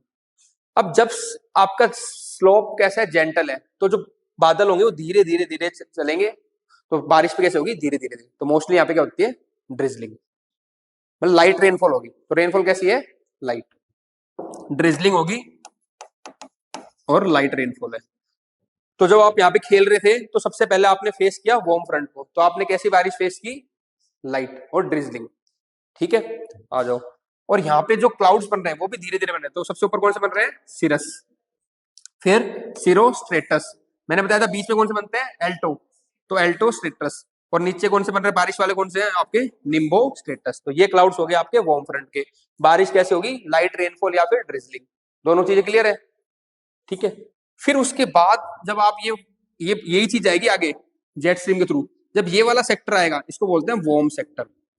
ठीक है, तो जब ये आप नाच रहे थे, बारिश आई आपकी, एक दो दिन आराम से, एक दो दिन लगते हैं इसको बारिश, आप एकदम से आपने देखा कि फिर बारिश रुक गई है, टेम्परेचर बढ़ गया है, सनलाइट आ गई है, स्काई क्लियर हो गई, इसका मतलब क्या है, आपकी वार्म सेक्टर आ गया। ये यही कहना चाह रहा है the passage of warm front is marked by the rise in temperature. जैसे ये पास हो गया वार्म फ्रंट, फिर यहाँ पे क्या आएगा, राइज इन टेम्परेचर, क्योंकि स्काई क्लियर है, सीधी सनलाइट आएगी, ठीक है। Pressure, rise in temperature, pressure and change in weather, यहाँ पे कोई क्लूमिनस क्लाउड नहीं है और ग्रेडियंट क्या है, जेंटल है। तो ये बंदी या बंदा जो यहाँ पे पहले बारिश एंजॉय कर रहा था, एकदम से उसको धूप आएगी, ठीक है। तो ऐसे क्लाइमेट चेंज हो रहे हैं, फिर एकदम से धूप आई, रिलैक्स हो गया, कपड़े वपड़े उतार दिए इसने, बिल्कुल ठीक है, एकदम से बारिश आ गई, बारिश आ गई। मेरे कहने का मतलब है, इसको पहले ठंड लग रही थी, फिर गर्मी लगी, फिर वापस एकदम से इसको बारिश आ गई। इतना क्लाइमेट चेंज हो रहा है, मतलब एक वेदर चेंज हो रहा है, क्लाइमेट वेदर चेंज हो रहा है ट्रॉपिकल टेम्परेट साइक्लोन के अंदर। फिर इसको पता लगा यार वापस ठंड वंड हो रही है, बारिश आ रही है, वापस अपना भागो। तो यहाँ पे लेकिन बारिश बड़ी तेज होगी, क्योंकि फ्रंट कैसा है, यहाँ पे स्टीप है, कोल्ड फ्रंट। तो ये तो वहीं पे ही है, लेकिन ये मूव कर रहा है आपका टेम्परेट साइक्लोन। आ रही चीज समझ में आ रही है आपको? लाइट रेन, फिर सनलाइट, काम कंडीशन, फिर यहाँ पे हुआ आपकी टोरेंशियल रेन, क्योंकि यहाँ पे क्लाउड है क्लुम्बो निम्बस। क्यों? क्योंकि स्टीप स्लोप था, एकदम से क्या हुआ, ऊपर चढ़ी है आपकी क्या, विंड, है ना, क्लाउड्स फास्ट बने, हाई वाले क्लाउड बने, बारिश टोरेंशियल हुई है, ठीक है। तो जो ये बंदा रिलैक्स हो गया था यहाँ पे देख के, एकदम से हुआ यार वापस वेदर खराब हो गया। तो ऐसे हो रहा है इसके अंदर, फिर वापस आपके क्यूमुलस क्लाउड्स बनेंगे, ठीक है, कंपेयर लाइटर रेनफॉल, और फिर आप बाद में डिसिपेट होके फिर काम कंडीशन, ऐसे होएगा। ये है वेदर कंडीशन ऑफ द आपकी वार्म फ्रंट और कोल्ड फ्रंट। ऑक्लूडेड फ्रंट में क्या होती है, दोनों की मिक्स होती है, ठीक है। थोड़ी लाइट कभी रेनफॉल होगी तो दोनों के मिक्स को बहुत ऐसे होगा। एग्जैक्ट तो देखो कुछ नहीं डिफाइन नहीं कर सकते, पर आपको लिख के आना है वहां पे, तो क्या लिखोगे, जो दोनों के मिक्स टाइप ऑफ क्लाउड आते हैं, निम्बोस्ट्रेटस होते हैं, क्यूमुलस होते हैं, और ज्यादा हैवी रेनफॉल होती, मिडिल टाइप रेनफॉल होती है। तो इन दोनों का मिक्सचर टाइप ऑफ क्लाइमेट होता है आपका ऑक्लूडेड फ्रंट में, ये लिख के रखना, ठीक है। अब देख लो आगे, देखो मेरा काम है समझाना, मैं आपको समझाता हूँ। जो लैंग्वेज है और जो वर्ड यूज कर रहे हैं वो भी हालांकि हम याद तो कर ही लेते हैं, फिर भी आपको मैंने सारा दे रखा है कि कोल्ड फ्रंट कह लो, सीवियर स्टॉर्म्स क्या ना कर। अब तो आप देखते आइडेंटिफाई कर लोगे, क्योंकि आपको पता चल गया चीजें क्या है। वार्म फ्रंट, फिर वार्म सेक्टर शांति, फिर कोल्ड फ्रंट, इनको तीनों के अलग अलग वेदर होंगे, बारिश बादल, ये बताने बस कैसी बारिश है कैसे बादल है। कोल्ड फ्रंट का हमने देख लिया, क्लाउड कैसे थे आपके, क्यूमुलोनिम्बस और क्यूमुलस। ऑक्लूडेड फ्रंट पे देखो ये कह रहा है, इसमें जो वेदर है ना, a combination of clouds formed at the cold front and the warm front. Warm front clouds and cold front clouds are on opposite side of the occlusion, इधर कोल्ड फ्रंट वाले रहेंगे, इधर वार्म फ्रंट वाले रहेंगे। ये the cyclone evaporates, individual cyclone can last two 3 to 10 days, ये लंबा चलता है 3 से 10 दिन तक life, and moves in the west to east path. तो मूव कैसे कर रहे हैं, वेस्ट से ईस्ट की तरफ, ये भी देख लो, वेस्ट से ईस्ट, यहीं पे था ना ईस्ट, तो हम ऐसे मूव करा रहा था साइक्लोन को, तो वेस्ट से ईस्ट की तरफ मूव करते हैं टेम्परेट साइक्लोन, ये भी इंपॉर्टेंट है। The orientation of the polar jet stream in the upper troposphere controls the precise movement of the weather phenomena. ये मैंने बताया था कि किसके लोग मूव करता है, ये जो ट्रॉपिकल आपका अपर ट्रोपोस्फेयर में कौन सा आपका पोलर जेट स्ट्रीम है, भाई जेट स्ट्रीम का लोग ही मूव करा था ना ऊपर, याद है आपको, यहाँ पे दिखाया था, नीचे क्या था, ये यहाँ पे बनाया था ना, जेट स्ट्रीम बनाया था। जो टेम्परेट साइक्लोन है वो कैसे मूव करता है, जेट स्ट्रीम के लोग, कौन सा, polar jet stream. Severe weather हो गया।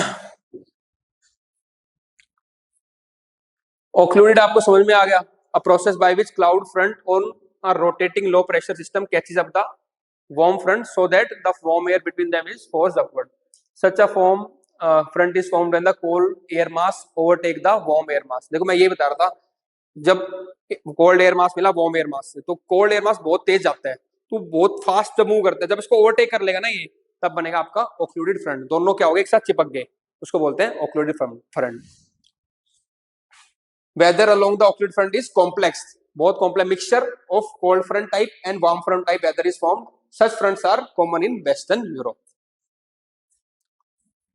अब बात करते हैं डिस्ट्रीब्यूशन की। तो ट्रॉपिकल साइक्लोन की हमने डिस्ट्रीब्यूशन देखा था, मैक्सिमम कहां से 10 to 20 degree north eastern hemisphere, southern hemisphere latitude, और ये मोस्टली कहां पे रहेंगे आपके बियॉन्ड ट्रॉपिक्स, ठीक है, 35-40 के around. Temperate cyclone forms in the world's middle latitude region, this region is also referred as extra tropical, beyond tropical. Temperate cyclone are mostly found in 35 to 65 degree north and southern latitude.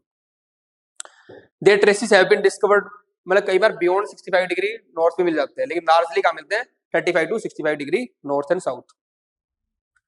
Temperate cyclone can be found practically all year round with some seasonal change, लेकिन mostly कब मिलते हैं? Winter के अंदर, क्योंकि इस time temperature contrast ज्यादा होता है, ऊपर से ठंडी हवाएं आती हैं, ठीक है, तो मोस्टली कहाँ मिलता है आपको? विंटर के टाइम मिलेंगे temperate cyclone. As a result however they are more, ठीक है, as a result winter is the best time for the temperate cyclone to form and their frequency is also higher. अब ये देख लो, यहाँ पे पैसिफिक ओशन में, Atlantic, Iceland, ये सारे जो आपके टेम्परेट लैटिट्यूड है वहां पे आपके बनते हैं टेम्परेट साइक्लोन, ये नीचे सदर्न हेमिस्फीयर में भी। अब इसकी कैरेक्टरिस्टिक एंड शेप ये देखो, the temperate cyclone are asymmetrical and inverted V. आपने देखा था, मैंने दिखाया भी था आपको, ये ऐसे बन रहे थे ना, वो इन्वर्टेड वी थे। जैसे हमने ट्रॉपिकल साइक्लोन का मैंने ऐसे बनाया था आई, और इस ना इस तरीके से, इसको कैसे बना होता है? Inverted we. याद है फिर ऑक्लूडेड कैसे बन गया था? दो मिल गए थे, नीचे थोड़ा सा रह गया था बस, ये पूरा ऑक्लूडेड फ्रंट था। आ रहे हैं समझ में? पहले देखो ऐसे दो थे, फिर वो धीरे धीरे पास आए, बन गए इन्वर्टेड वी है। शेप कैसी है? Inverted V. The temperate cyclone कैसा है? इन्वर्टेड वी शेप है, ठीक है।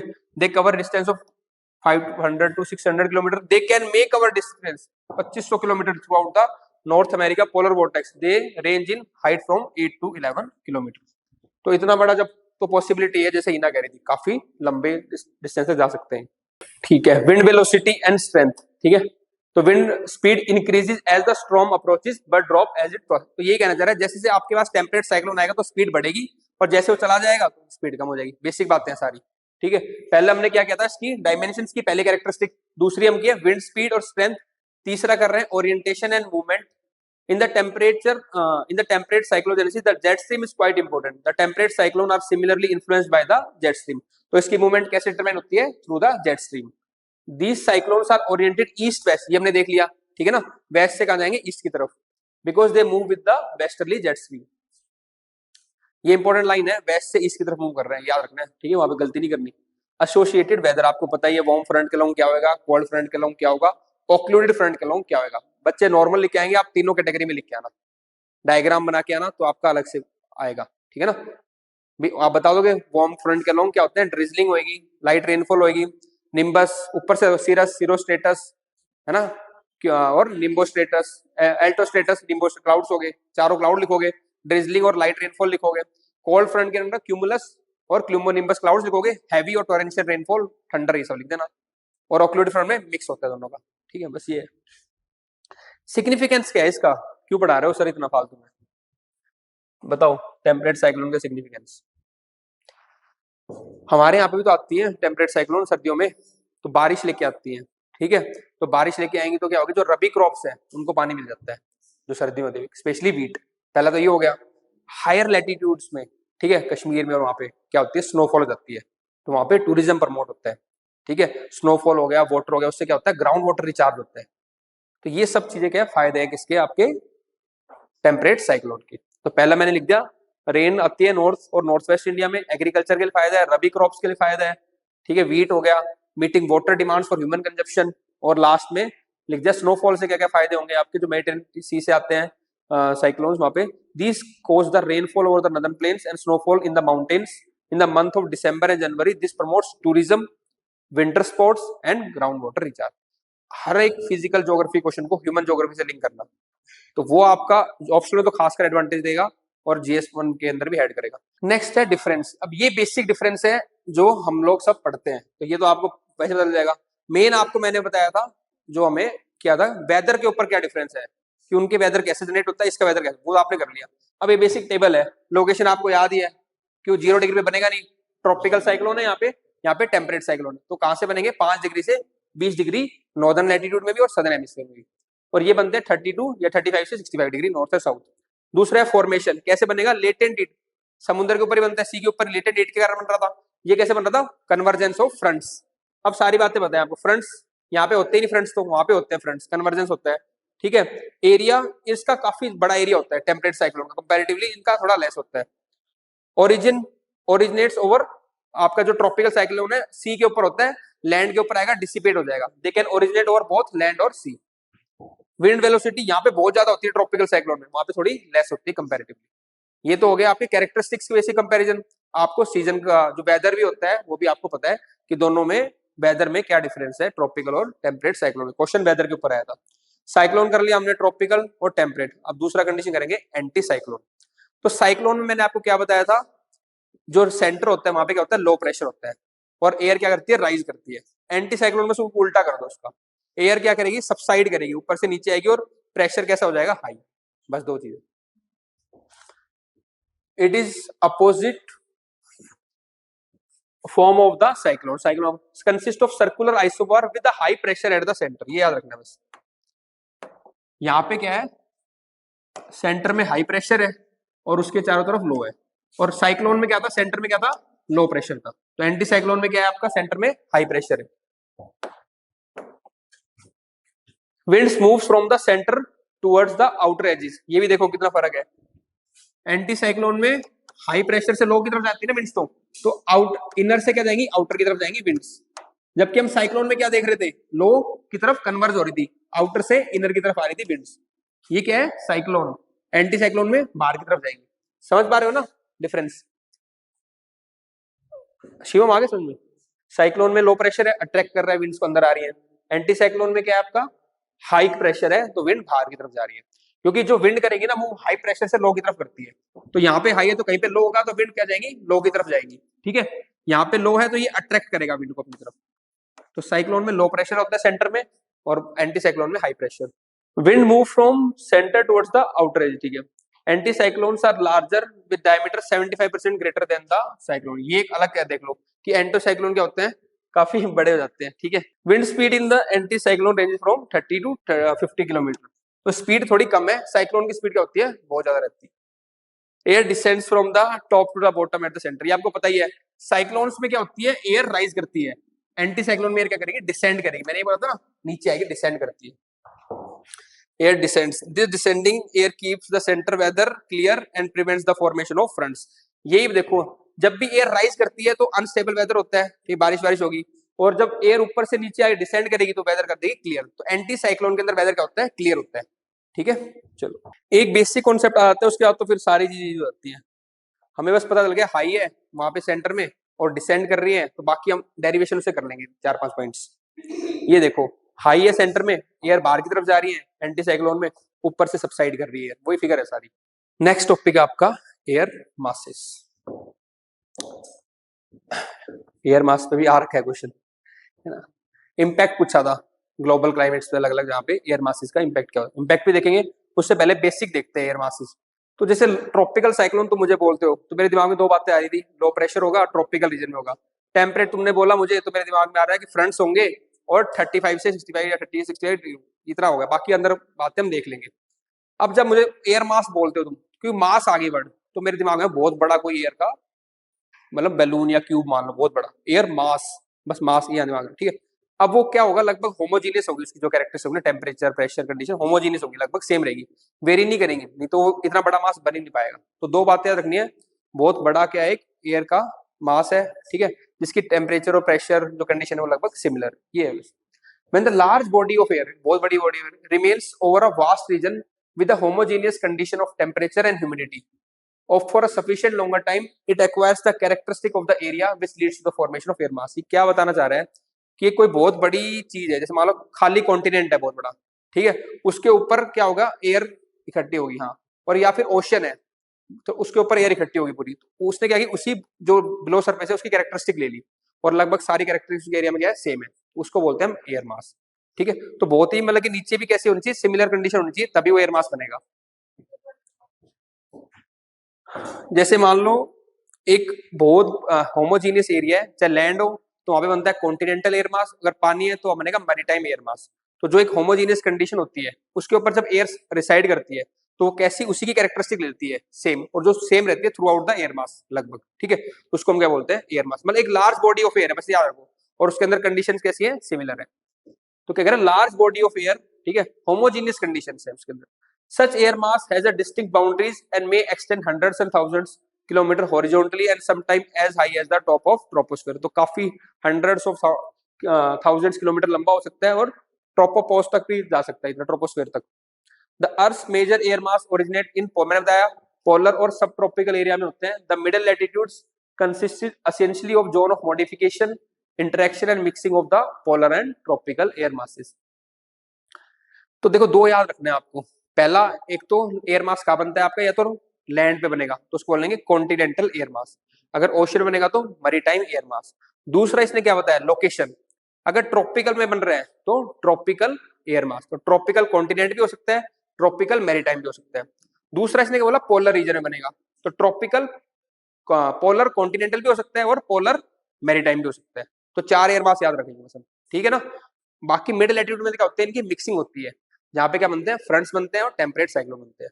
तो दो जगह मेनली याद रखेंगे एयर मास कहाँ बनते हैं, या तो ट्रॉपिकल रीजन में या पोलर रीजन में, और दोनों में मैरीटाइम भी हो सकता है, कॉन्टिनेंट। स्ट्रक्चर हो गया समझ में आ रहा है? दिमाग में स्ट्रक्चर आ गया, मेन से आंसर लिखना है, तेरे दिमाग में आएगी, मैप बनाएगा, दो यहाँ लिखाएगा, दो ऊपर दिखाएगा, हालांकि छोड़। तो स्ट्रक्चरिंग करना बहुत जरूरी है, हमने स्ट्रक्चरिंग कर दी, हमें ट्रॉपिकल में दो याद आएंगे, ऊपर पोलर में दो याद आएंगे, tropical maritime continent, maritime continent, खत्म काम। हालांकि ऑप्शन में और भी होते हैं, हॉट कोल्ड, चार पांच, पर जनरल वालों के लिए बहुत है, मोर देन इतना भी कर लोगे वो तो बाकी बच्चे इतना भी नहीं करेंगे, क्योंकि वो रैंडम पढ़ेंगे, उनको याद ही नहीं आएगा उस टाइम पे। आएगा तो तीन याद आएंगे, चारों याद नहीं आएंगे, आप कम से कम चारों नाम तो लिख के आओगे। इसलिए मैं स्ट्रक्चरिंग करा रहा हूँ दिमाग के अंदर, कि दिमाग में बैठ जाओ चीजें। द होमोजीनियस, ठीक है, sources for the region, source region for the development of air mass, the homogeneous surface over which the air mass forms is called source.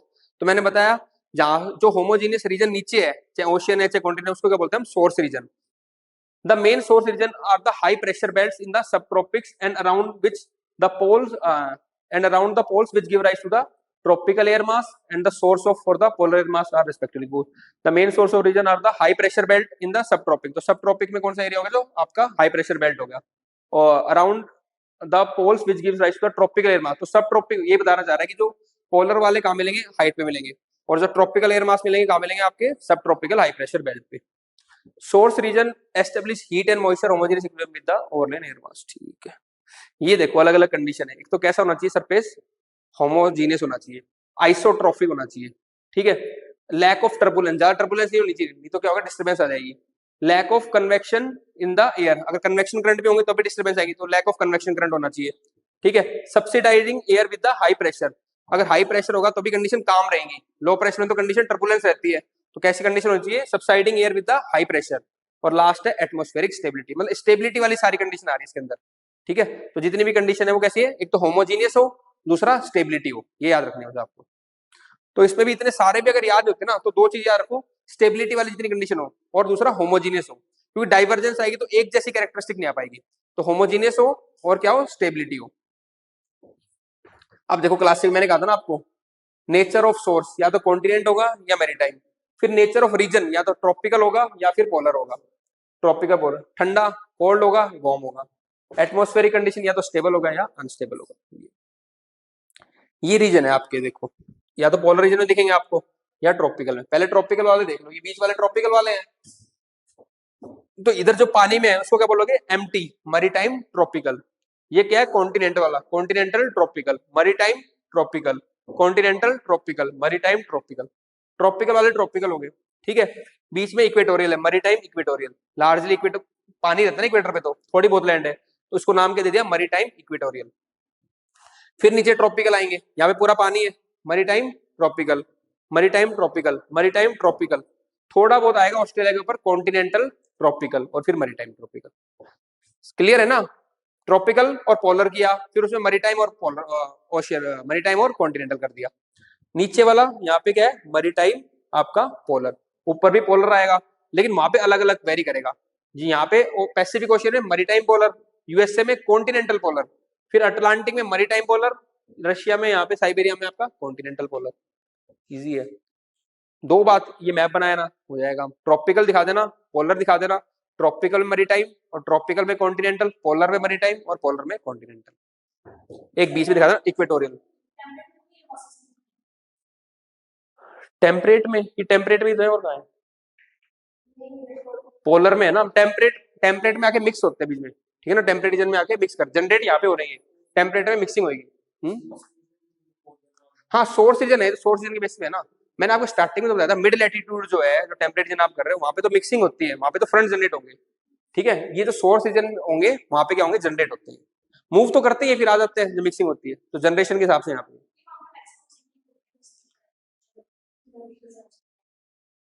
देखो वहां पे अब रीजन क्या है, मेन चीज क्या है, स्टेबिलिटी है ना, और एक होमोजेनियस कंडीशन चाहिए। वो कहाँ मिल रही है आपको? यहाँ पे ट्रॉपिक्स में मिल रही है, और आपको कहाँ मिल रही है? वहां पे दूसरा पोलर रीजन्स में। क्योंकि इसमें भी उसने क्या कहा था, जो सब ट्रॉपिकल हाई प्रेशर बेल्ट है उसके राउंड मिल रहे हैं। तो बात समझो, स्टेबिलिटी ढूंढ रहे हैं। मैंने ऊपर बताया एयर मास की कंडीशन क्या है, स्टेबिलिटी जहां पे होगी, तो स्टेबिलिटी के राउंड मिलेंगे आपको ज्यादातर। प्रिंसिपल वर्ल्ड एयर मासेस, वो मैंने ऊपर डायग्राम दिखा दिया, world air masses. The air masses are classified as under. अब देखो, अगर हम बेसिक 2-3 बातें पकड़ लेते हैं उससे आ गया एकदम, हमने देख लिया कहां बनेंगे, जहां स्टेबिलिटी हो रही होगी, जहां हाई प्रेशर आ रहा होगा, जहां होमोजीनियस सरफेस हो रहा होगा, उससे आप अपना जो भी क्वेश्चन होगा उसके आंसर हो जाते हैं फटाफट। कीवर्ड पकड़ो बस।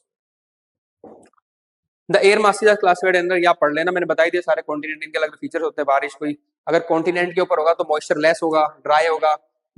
मरी टाइम के ऊपर होगा तो आपका होगा मॉइस्चर ज्यादा होगा उसमें। तो ये देखो, अगर आपका कह रहा है कॉन्टिनेंटल पोलर एयर मास है, तो स्टेबल कंडीशन है, कोल्ड कंडीशन है, ठीक है, वेदर क्लियर है, स्टेबल है। और यहीं पे आप मरी टाइम वाले को देखो किसी को, तो वहां पे क्या दिखाएगा आपका? मॉइस्ट, यहाँ पे आएगा मॉइस्ट हो जाएगा और अनस्टेबल वेदर हो जाएगा, क्योंकि वहां पे क्या हो रहा है, इवेपोरेट हो रहा है आपका पानी, ठीक है ना।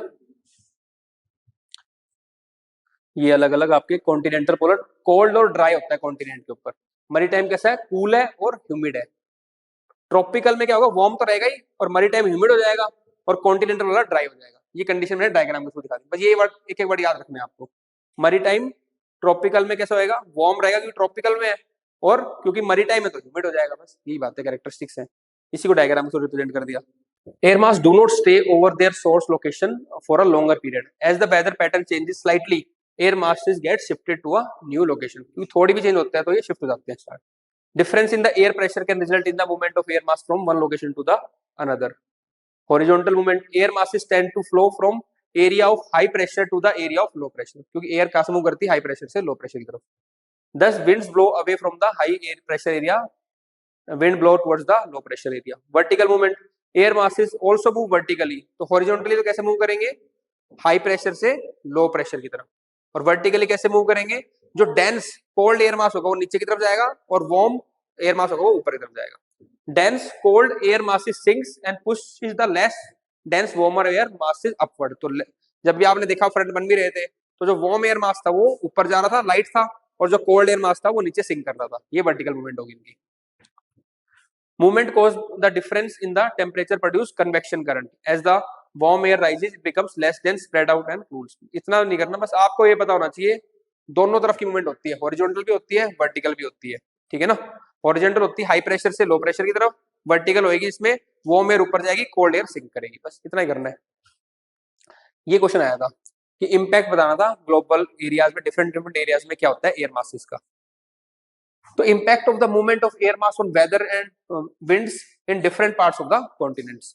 तो नॉर्थ अमेरिका में अगर बात करते हैं, in the US the collision between the maritime tropical air mass from the gulf of Mexico and the continental polar air mass from the Canada. तो गल्फ ऑफ मैक्सिको जो आपका, ठीक है, वहां से मैरीटाइम गया, और वहां से ऊपर कनाडा से ठंडा कोल्ड पोलर एयर मास आया, तो उनके इंटरेक्शन से बारिश होगी, स्नोफॉल होगी, थंडर स्टॉर्म्स आएंगे, वो सब बताना है, ठीक है ना। और अभी होता भी, रिसेंटली भी हुआ है वहां पे। तो इसीलिए एयर मास इंपॉर्टेंट है। आप लिंक कर सकते हो। अब जब भी वर्ल्ड में कोई फिनोमिना होते हैं तो आप लिंक कर दोगे because of the air mass, because of the, आपको याद है कनाडा से कौन सा आ रहा है? कॉन्टिनेंटल पोलर एयर मास। आप वर्ड लिखोगे, सीधा लिखो एयर मास। यहाँ से गल्फ ऑफ मैक्सिको कौन सा आ रहा है? मैरीटाइम ट्रॉपिकल एयर मास। ऐसे करना है आपको भाई, वो बेसिक टर्म पता होगी ना तो लिख लोगे आप उसको। अब तो ये तो सिंपल है। हमें कैसा होगा वेदर? थंडरस्टॉर्म आए, टोर्नेडो आए, हैवी रेनफॉल हुई, इसलिए जो एरिया जहाँ पे मिलते हैं उसको क्या बोलते हैं हम? Tornado Eli. टोर्नेडो एली भी आ जाए तब भी एयर मास का कॉन्सेप्ट यूज करके आ रहा है कि टोर्नेडो एली प्रोड्यूस होती है एयर मास के कारण, जब दो एयर मास मिलते हैं, ठीक है, और उसके कारण ये वेदर पैटर्न होता है। तो ये एक टर्म होगी tornado alley. In the southwestern USA, particularly in summers, the arrival of dry tropical air mass from the desert region can result in the extreme heat waves and dry condition when they interact with the maritime polar air mass from the Pacific. अब दूसरी side आ जाओ आप, जो आपका south west USA है, वहां पे एक तो ड्राई एयर मास होगा, लैंड से आ रहा है, एक पैसिफिक ओशियन से मैरीटाइम आएगा, फिर वो दोनों मिलेंगे वहां पे, फिर वहां पे क्या होगा? अगेन वेदर डिस्टर्बेंसेस होंगी। तो दो एयर मास हो गए, गल्फ ऑफ मैक्सिको और कनाडा वाला, और दूसरा होगा साउथ वेस्ट यूएसए के अंदर जो पैसिफिक ओशियन से आ रहा है और एक कॉन्टिनेंट से आ रहा है। When they interact in the Pacific, it can result in the monsoon-like thunderstorms, especially in the Arizona and New Mexico. फिर यूरोप में भी दो वेस्टर्न यूरोप में एयर मास मिलते हैं, ठीक है। एक अजोरस हाई जो आपका अफ्रीका के पास है, ठीक है, वहां से एक एयर मास आएगा और एक ऊपर से आएगा पोल से, तो वो दोनों मिलकर फिर करते हैं बारिश आपकी। ठीक है, experience the influence of the maritime polar air mass from north Atlantic. तो एक एयर मास कहां से आया, मैरीटाइम पोलर नॉर्थ अटलांटिक से, और एक गया ट्रॉपिकल आपका मैरीटाइम अजोरस हाई से। अजोरस हाई कहां पे आपका, अफ्रीका के साइड, वेस्ट अफ्रीका की तरफ, ठीक है, नॉर्थ वेस्ट अफ्रीका के वहां पे। तो वहां से दोनों एयर मास मिले आपके वेस्टर्न यूरोप में, तो वहां पे आपके टेम्परेचर क्या हुआ, प्रेसिपिटेशन हुआ, वेरिएबल वेदर कंडीशन हुई। अंदर इतना फिर भी कोई नहीं पड़ेगा, आपको मेन पता होना चाहिए कहां से एयर मास मिल रहे हैं। दो आपने यूएसए में दिखा दिया, एक आपने यूरोप में दिखा दिया। The movement of the air mass in the European Alps. अब देखो, जो एयर मास एल्प्स में जा रहा है, एल्प्स में जा रहा है, तो वहां पे क्या कर रहा है, फोन विंड प्रोड्यूस करता है वो, क्योंकि एयर मास कहां से गया आपका, समुद्र से गया, अटलांटिक ओशन से गया, पानी लेके गया। ठीक है, तो जैसे जैसे एल्प्स माउंटेन पे गया तो वहां पे क्या कर दिया, बारिश। कौन सी बारिश होगी वहां पे, ओरोग्राफिक रेन किया था ना, पहाड़। और विंडवर्ड साइड में बारिश कर दिया, फिर ड्राई हो गया, तो लीवर्ड साइड में क्या हो गया, रेन शेडो एरिया कर दिया। तो ये भी एयर मास कर रहा है, ठीक है ना। This the movement of the air mass in the European Alps result in the foehn winds. When the moist maritime air mass from the Atlantic Ocean encounter the mountains, they are forced to rise. As the air ascends, it cools and release the moisture as precipitation. On the windward side, on the leeward side, the air descends, warming adiabatically, leading to the warm and dry condition. एक ये भी याद रखना कि जो air वहां पे descend होती है नीचे, वो कैसे होती है, एडियाबेटिकली आपकी डिसेंड होती है। ये देखो, कल हमने किया था ना, यहाँ पे एल्प्स मान लो, ये मैरीटाइम अटलांटिक ओशन से एयर मास गया, तो जैसे जैसे ऊपर जाएगा शिवम, तो ऊपर जाता है, जब पहाड़ की तरफ ऊपर जाता है तो उसको हम कैसे रेनफॉल बोलते हैं, ओरोग्राफिक रेनफॉल। कल मैंने को करवाई थी तीन type of rainfall, convection rainfall, orographic, और थर्ड थी आपकी फ्रंटल। तो जब पहाड़ है, स्लोप है, उस पर अगर बादल ऊपर जा रहे हैं तो धीरे धीरे ऊपर जाएंगे तो क्या होगा, कंडेंस होंगे ना, क्लोज होंगे। ठीक है, टेम्परेचर लो होता है ऊपर, और जैसे जैसे क्लोज होंगे तो क्या होगा, कंडेंसेशन होगा उनका, और एक टाइम आएगा जब काफी हैवी हो जाएंगे वाटर ड्रॉपलेट्स और बारिश हो जाएगी। तो विद हाई क्या होता है, टेम्परेचर लो रहा है, टेम्परेचर लो होने से क्या होती है, रिलेटिव ह्यूमिडिटी बढ़ जाती है। हालांकि इतना कोई नहीं, लेकिन बस ये याद रख ले कि क्या, जैसे ऊपर जाएगा तो ठंडा होगा, ठंडा होगा तो कंडेंस होगा और फिर बारिश होगी। और जब इसने सारी बारिश यहाँ पे कर दी तो उसको क्या बोलते हैं, विंडवर्ड साइड। और दूसरी साइड जो एयर जा रही है वो क्या आ रहा है आपकी, लीवर्ड साइड। ठीक है ना, इस साइड कोई बारिश नहीं है, तो ये क्या होता है, रेन शेडो एरिया बोलते हैं। इंडिया में भी वेस्टर्न घाट में ऐसे होता है, जहां बारिश टक्कर खाती है केरला की इस साइड में ना, और जब उस साइड जाती है कर्नाटका या उस तरह बैक साइड जाती है अंदर डीप इन साइड, तो वो सूखी बारिश होती है, मतलब बारिश होती नहीं, हवा कैसे सूखी होती है। तो वहां पे क्या होती है, रेन शेडो एरिया होता है, इसलिए वहां पे क्या क्रिएट हो गया आपका, जो अंदर वाले एरिया वहां पे ड्राईलैंड एरिया, महाराष्ट्र का उस साइड वाला एरिया, ठीक है ना, वो ड्राईलैंड एरिया है सारे, क्योंकि बारिश वहां पे क्या है, होती नहीं है ज्यादा, क्योंकि एयर क्या है, ड्राई है। तो ये एयर मास फोन विंड्स, ऐसी विंड्स जो वार्म विंड्स है उनको बोलते हैं फोन विंड्स, क्रिएट करते हैं। यहाँ पे जो विंड्स क्रिएट हुई ना यहाँ पे, क्योंकि अब जब नीचे जाएंगी, जब ऊपर विंड्स हो रही थी, जब विंड्स यहाँ से राइज कर रही थी तो ठंडी हो रही थी, अब विंड्स नीचे जा रही है, डिसेंड कर रही है, तो ये क्या होंगी, वार्म होंगी, क्योंकि कंप्रेस करेंगे, बीच जाएंगे। ठीक है ना, तो वार्म विंड्स होंगी यहाँ पे, warm, relatively warm and dry winds. तो कौन सी विंड होगी, ये फोन। ऐसी चिनुक विंड होती है, कल बताऊंगा सारी ये लोकल विंड्स जो कि माउंटेन से डिसेंड करती है। इंडिया के ऊपर क्या इफेक्ट है एयर मासेस का, the Indian subcontinent experienced the seasonal reversal of winds due to the movement of air masses. During the summer, the continent is influenced by the maritime tropical air mass from the Indian Ocean, which brings heavy rainfall. तो Indian ocean में क्या होता है, जो maritime air mass है वो India के ऊपर आता है मानसून के टाइम पे, तो क्या करता है, बारिश को अट्रैक्ट करता है, मॉइस्चर प्रोवाइड कराता है। तो during the summers the continent is influenced by the maritime tropical air mass from the Indian Ocean which bring heavy monsoon showers, while during the winter it is influenced by the continental polar air mass. तो winter में हमारे यहाँ पे polar area, Siberia से continent, उसका effect आता है polar air mass का, from the Eurasian land mass leading to the dry and cool condition. तो इंडिया समर में मरीटाइम ट्रॉपिकल एयर मास से इफेक्टेड होता है, तो मॉनसून विंड्स आती है। विंटर में पोलर कॉन्टिनेंटल से इफेक्ट होता है, तो उससे हमारे यहाँ पे कोल्ड और ड्राई कंडीशन होती है। सिंपल। तीन यूरोप का कर दिया, यूएसए का कर दिया और इंडिया कर दिया, बहुत है। मैप बना देना, दिखा देना बस, इंडिया में मैप बना के विंटर की कंडीशन दिखा देना, समर की कंडीशन दिखा देना। यहाँ पे विंटर में क्या हो रहा है, कोल्ड और ड्राई है, पोलर एयर मास आ रहा है कॉन्टिनेंट से, यहाँ पे मैरीटाइम ट्रॉपिकल आ रहा है, तो बारिश हो रही है, मॉनसून को इन्फ्लुएंस कर रहा है। डायग्राम में जरूर दिखाना है। थर्ड डायग्राम मैंने हटा दिया, ठीक है, मैं खुद बना लेना। लास्ट टॉपिक कर लेते हैं आज का, जेट स्ट्रीम, ठीक है, फिर कल हम कर लेंगे लोकल विंड्स और क्लाइमेट के डिफरेंट, जो पीयूष कह रहा था जीसी लियोंग से, वो मैं कल करा दूंगा। एक जीसी लोग में 2 चैप्टर इंपॉर्टेंट होते हैं। पहला है लैंडफॉर्म डेवलपमेंट्स, जो हमने किए थे इंट्रूसिव एक्सक्लूसिव वोल्केनो के, उसके अलावा हमने किए थे फ्लूवियल, कास्ट, कोस्टल, डिफरेंट जो लैंडफॉर्म्स थे सारे, वो हमने कर चुके हैं पार्ट जियोमॉर्फोलॉजी के अंदर, देख लिया ना आपने। सेकंड पार्ट जो इंपॉर्टेंट है जीसी लोग का, वो है आपका वर्ल्ड क्लाइमेट्स, वो हम कल कर लेंगे कि अलग अलग वर्ल्ड में कौन कौन से क्लाइमेट है, क्या क्या उनकी कंडीशन है, टेम्परेचर की, प्रेसिपिटेशन की, ठीक है ना, क्या वहाँ पे वेजिटेशन है, क्या ह्यूमन की कंडीशन है। तो टेम्परे हम वर्ल्ड के जो डिफरेंट क्लाइमेट्स है वो कल कर लेंगे उसको। जेट स्ट्रीम, ठीक है, बस फिर ज्योग्राफी का क्या है पहले समझ लो क्या है। तो जेट स्ट्रीम से क्या समझते हो, पानी का जेट आता है ना, वो गाड़ी वाड़ी होते हैं पानी का, बहुत मतलब बहुत तेज प्रेशर जा रहा होगा हवा का, बस यही है। नैरो होता है बहुत, तो नैरो होगा, बहुत तेज प्रेशर जा रहा होगा, पर ये हवा की बात हो रही है ना। तो जेट स्ट्रीम क्या है, और देखो डब्ल्यू ने डिफाइन करवा दी मैंने इसका ठीक है।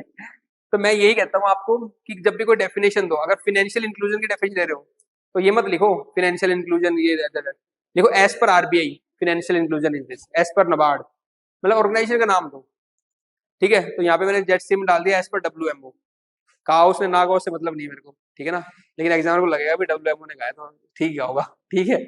As per according to WMO, a strong narrow current of air concentrated in the quasi horizontal axis in the upper troposphere और इन द स्टेट। तो दो बातें हैं, स्ट्रॉन्ग नैरो करंट होगा, ठीक है, पतला होगा, स्ट्रॉन्ग होगा, बहुत स्पीड बहुत ज्यादा होगी, और सेंटर में स्पीड इसकी सबसे ज्यादा होती है, ठीक है, सेंटर से जैसे दूर जाएंगे तो स्पीड कम होगी। दूसरे इसके कैरेक्टर्स क्या है, क्वासी हॉरिजॉन्टल है, बिल्कुल सीधा नहीं जाएगा, क्वासी है, थोड़ा वेवी है, बहुत ज्यादा भी नहीं, क्वासी हॉरिजॉन्टल है। तो पहला तो क्या है, स्ट्रॉन्ग नैरो करंट है, दूसरा क्या है, क्वासी हॉरिजॉन्टल है, ठीक है। थर्ड क्या है, अपर ट्रोपोस्फेयर और स्ट्रेटोस्फेयर में मिलता है। तो ये आपको 3 पॉइंट याद रखने हैं, स्ट्रॉन्ग नैरो करंट है जेट स्ट्रीम, क्वासी हॉरिजॉन्टल है, और अपर ट्रोपोस्फेयर या स्ट्रेटोस्फेयर में मिलता है। प्रॉपर्टीज क्या है, in general the circulation of west to east, देखो वेस्ट से ईस्ट ही घुमा रहा हूं मैं इसको, जनरल, ठीक है ना, एक आधा ईस्ट टू वेस्ट पे आता है, उसको हम बोलते हैं, हमारा जो होता है ना easterly jet stream, Indian ocean Tibet ocean से मानसून को इन्फ्लुएंस करता है, वो भी दिखाएंगे। तो ईस्टर्ली जेट स्ट्रीम भी है, लेकिन जनरल मोस्टली कौन सा होता है, वेस्ट से ईस्ट जाते हैं। In general the circulation of jet stream is from west to east in a narrow belt of few 100 kilometre. तो ये तो बेल्ट नैरो रहेगी, है ना, पर लेंथ बहुत ज्यादा हो सकती है इसकी, ठीक है ना। और narrow belt of few hundred kilometers, narrow belt of a few hundred kilometer in width and the height 7 से 14 किलोमीटर लगभग height in the upper troposphere. On an average the major thousands of kilometre, length काफी बड़ी होती है, thousands of kilometre in length, a few 100 kilometre in width and few 100 kilometre in depth. ये इसकी properties है। Generally their circulation is observed between poles and 20 degree latitude in both the hemisphere. अभी दिखाऊंगा, कल हमने किया भी था, याद है आपको सर्कुलेशन जब मैं करा रहा था जनरल एटमोस्फेयर। तो एक विंड यहाँ से राइज कर रही थी, यहाँ पे सिंक कर रही थी, हेडले, फेरल और पोलर, 3 सेल बन रही थी। तो एक जेट स्ट्रीम यहाँ बनेगा आपका सब ट्रॉपिकल जेट स्ट्रीम, एक यहाँ बनेगा आपका पोलर जेट स्ट्रीम या सब पोलर जेट स्ट्रीम, ठीक है। और एक जो इंडिया वाला बता रहा था मैं, बता ईस्टर्ली जेट स्ट्रीम, वो दिखाऊंगा आपको। और एक आपका बनेगा फ्लिंडेटर जेट स्ट्रीम। ये 4 जेट स्ट्रीम याद रखने आपको, डायग्राम में भी देखते हैं। Generally the circulation between poles, ठीक हो गया, this circulation is wavy and meandering, क्योंकि ये ना देखो वेवी एंड मियांडरिंग है, इसलिए क्या था, क्वासी हॉरिजॉन्टल एक्सिस पे, हॉरिजॉन्टल एक्सिस नहीं है, सीधी नहीं है, क्वासी हॉरिजॉन्टल है। तो ये भी क्वेश्चन आ सकता है वहां पे प्रॉपर, है ना, कि क्वासी हॉरिजॉन्टल या हॉरिजॉन्टल दे देगा आपको, तो हॉरिजॉन्टल वाला गलत, क्वासी हॉरिजॉन्टल है। This circulation is wavy and meandering, maximum speed of velocity can be 480 kilometre per hour. चलो पहले एक बार क्लियरिटी कर लो, वहां पे डायग्राम देख लो या तो, ताकि ये देखो मैंने क्या बताया था आपको, यहाँ पे आपका ट्रॉपिकल ईस्टर्ली जेट स्ट्रीम जो इंडियन ओशन तिब्बत पे बनता है, जनरेट होता है और इंडियन मानसून को इफेक्ट करता है, that is the tropical easterly. बाकी जो दो हैं, एक जो हेडले और फेरल के बीच में बन रहा था, वो कौन सा था आपका, सब ट्रॉपिकल जेट स्ट्रीम, और दूसरा जो हेडले, फेरल और पोलर के बीच में बन रहा, that is the polar jet stream. 3 jet stream याद रखने हैं, ये 3 मेजर है। सबसे पहले ट्रॉपिकल ईस्टर्ली, ये ईस्ट से आता है, वो बाकी दोनों वेस्ट से ईस्ट जाएंगे। और ऊपर कौन सा है, सब ट्रॉपिकल, जो हेडले और फेरल के बीच में बन रहा है, 2 सेल के बीच में, that is the sub tropical jet. और फेरल और पोलर के बीच में बन रहा है पोलर जेट। और एक लोकल जेट स्ट्रीम है, उसको बोलते हैं फ्लिंडेटर। ये वही फिगर है, जैसे मान लो आप इक्वेटर पे हो, ठीक है, तो इक्वेटर ट्रॉपिकल पे मैंने आपको कौन सा बताया था, ट्रॉपिकल ईस्टर्ली जेट स्ट्रीम। फिर ये हेडले, ये फेरल, इन दोनों के बीच में सब ट्रॉपिकल जेट, फेरल और पोलर के बीच में आपका पोलर जेट स्ट्रीम, ट्रोपोपॉज के अराउंड ही रहते हैं। नैरो जेट स्ट्रीम है, क्वासी हॉरिजॉन्टल एक्सिस पे मूव कर रहा है, वही कीवर्ड है सारे। अब देख लो, ये polar jet stream formed about the convergence zones, degree बता दिया, फिर सब ट्रॉपिकल, फिर tropical. Local jet stream are formed locally due to the local thermal and dynamic condition that have local influence, example फ्लिनेटर jet stream. अब jet stream पढ़ा तो इनका significance पता होना चाहिए आपको क्या है। There are fluctuations in the local weather condition due to change in the form and nature of the ground surface, cyclonic and anti cyclonic condition in the upper jet stream. Actually होता क्या है, jet stream भी जैसे move करते हैं ना, ऐसे move करेगा, ऐसे करेगा, तो ये अपनी मूवमेंट के साथ कई जगह पे क्या करता है, हाई प्रेशर क्रिएट करता है, कई जगह पे लो करता है। तो जैसे जैसे जेट स्ट्रीम मूव करेगा तो लोकल जो कंडीशन है, वेदर कंडीशन, उनको भी इंपैक्ट करेगा। भाई लोग जहाँ पे लो होगा वहां पे क्या होगा, अनस्टेबल कंडीशन होगी, बारिश वारिश इंपैक्ट करेगा, जहाँ एयर को अट्रैक्ट करेगा, थंडर स्टॉर्म आएंगे, ठीक है ना। और जहाँ पे हाई प्रेशर क्रिएट करेगा वहां पे स्टेबिलिटी कर देगा। तो लोकल वेदर को इंपैक्ट करता है अपनी मूवमेंट से। दूसरा क्या कर रहा है, monsoon of the south Asia is largely affected and control by the jet stream. जब इंडियन मॉनसून पढ़ाऊंगा इंडियन फिजिकल ज्योग्राफी के अंदर, तो बताऊंगा कि कैसे जो ट्रॉपिकल ईस्टर्ली जेट स्ट्रीम है वो पुश करता है इंडियन मॉनसून को इंडिया के अंदर। जब tropical easterly jet stream weak हो जाता है तो उस टाइम मॉनसून वीक हो जाता है। तो ट्रॉपिकल ईस्टर्ली क्या कर रहा है, इंडियन मॉनसून को इंपैक्ट करता है। दूसरा हो गया मॉनसून पे इंपैक्ट। तीसरा हो गया the vertical air circulation in the jet stream causes rapid mixing of air. अब देखो क्या होता है, ये ऐसे भी जा रहा है, ऊपर भी जा रहा है, वर्टिकली मूव कर रहा है ना, क्योंकि हॉरिजॉन्टल नहीं है, क्वासी हॉरिजॉन्टल है इसलिए। तो कई बार क्या होता है, ट्रोपोस्फेयर से जो डस्ट पार्टिकल है उनको ले जाता है और कहाँ छोड़ देता है, स्ट्रेटोस्फेयर में। तो मिक्सिंग ऑफ एयर के कारण क्या हो रहा है, एयर पॉल्यूशन को भी कंट्रोल कर रहा है, ठीक है ना। There is a rapid mixing of air between troposphere and stratosphere which helps in transport of anthropogenic pollutants from troposphere to stratosphere. कितने काम का है, लोकल वेदर को इन्फ्लुएंस कर रहा है, मॉनसून को पुश कर रहा है, और पॉल्यूशन कंट्रोल में भी हेल्प कर रहा है because of the mixing of the air. तो जो पॉल्यूटेंट्स है उनको अपर ट्रोपोस्फेयर से कहा जाता है आपके स्ट्रेटोस्फेयर में। ठीक है, ये हो गया आपका जेट स्ट्रीम।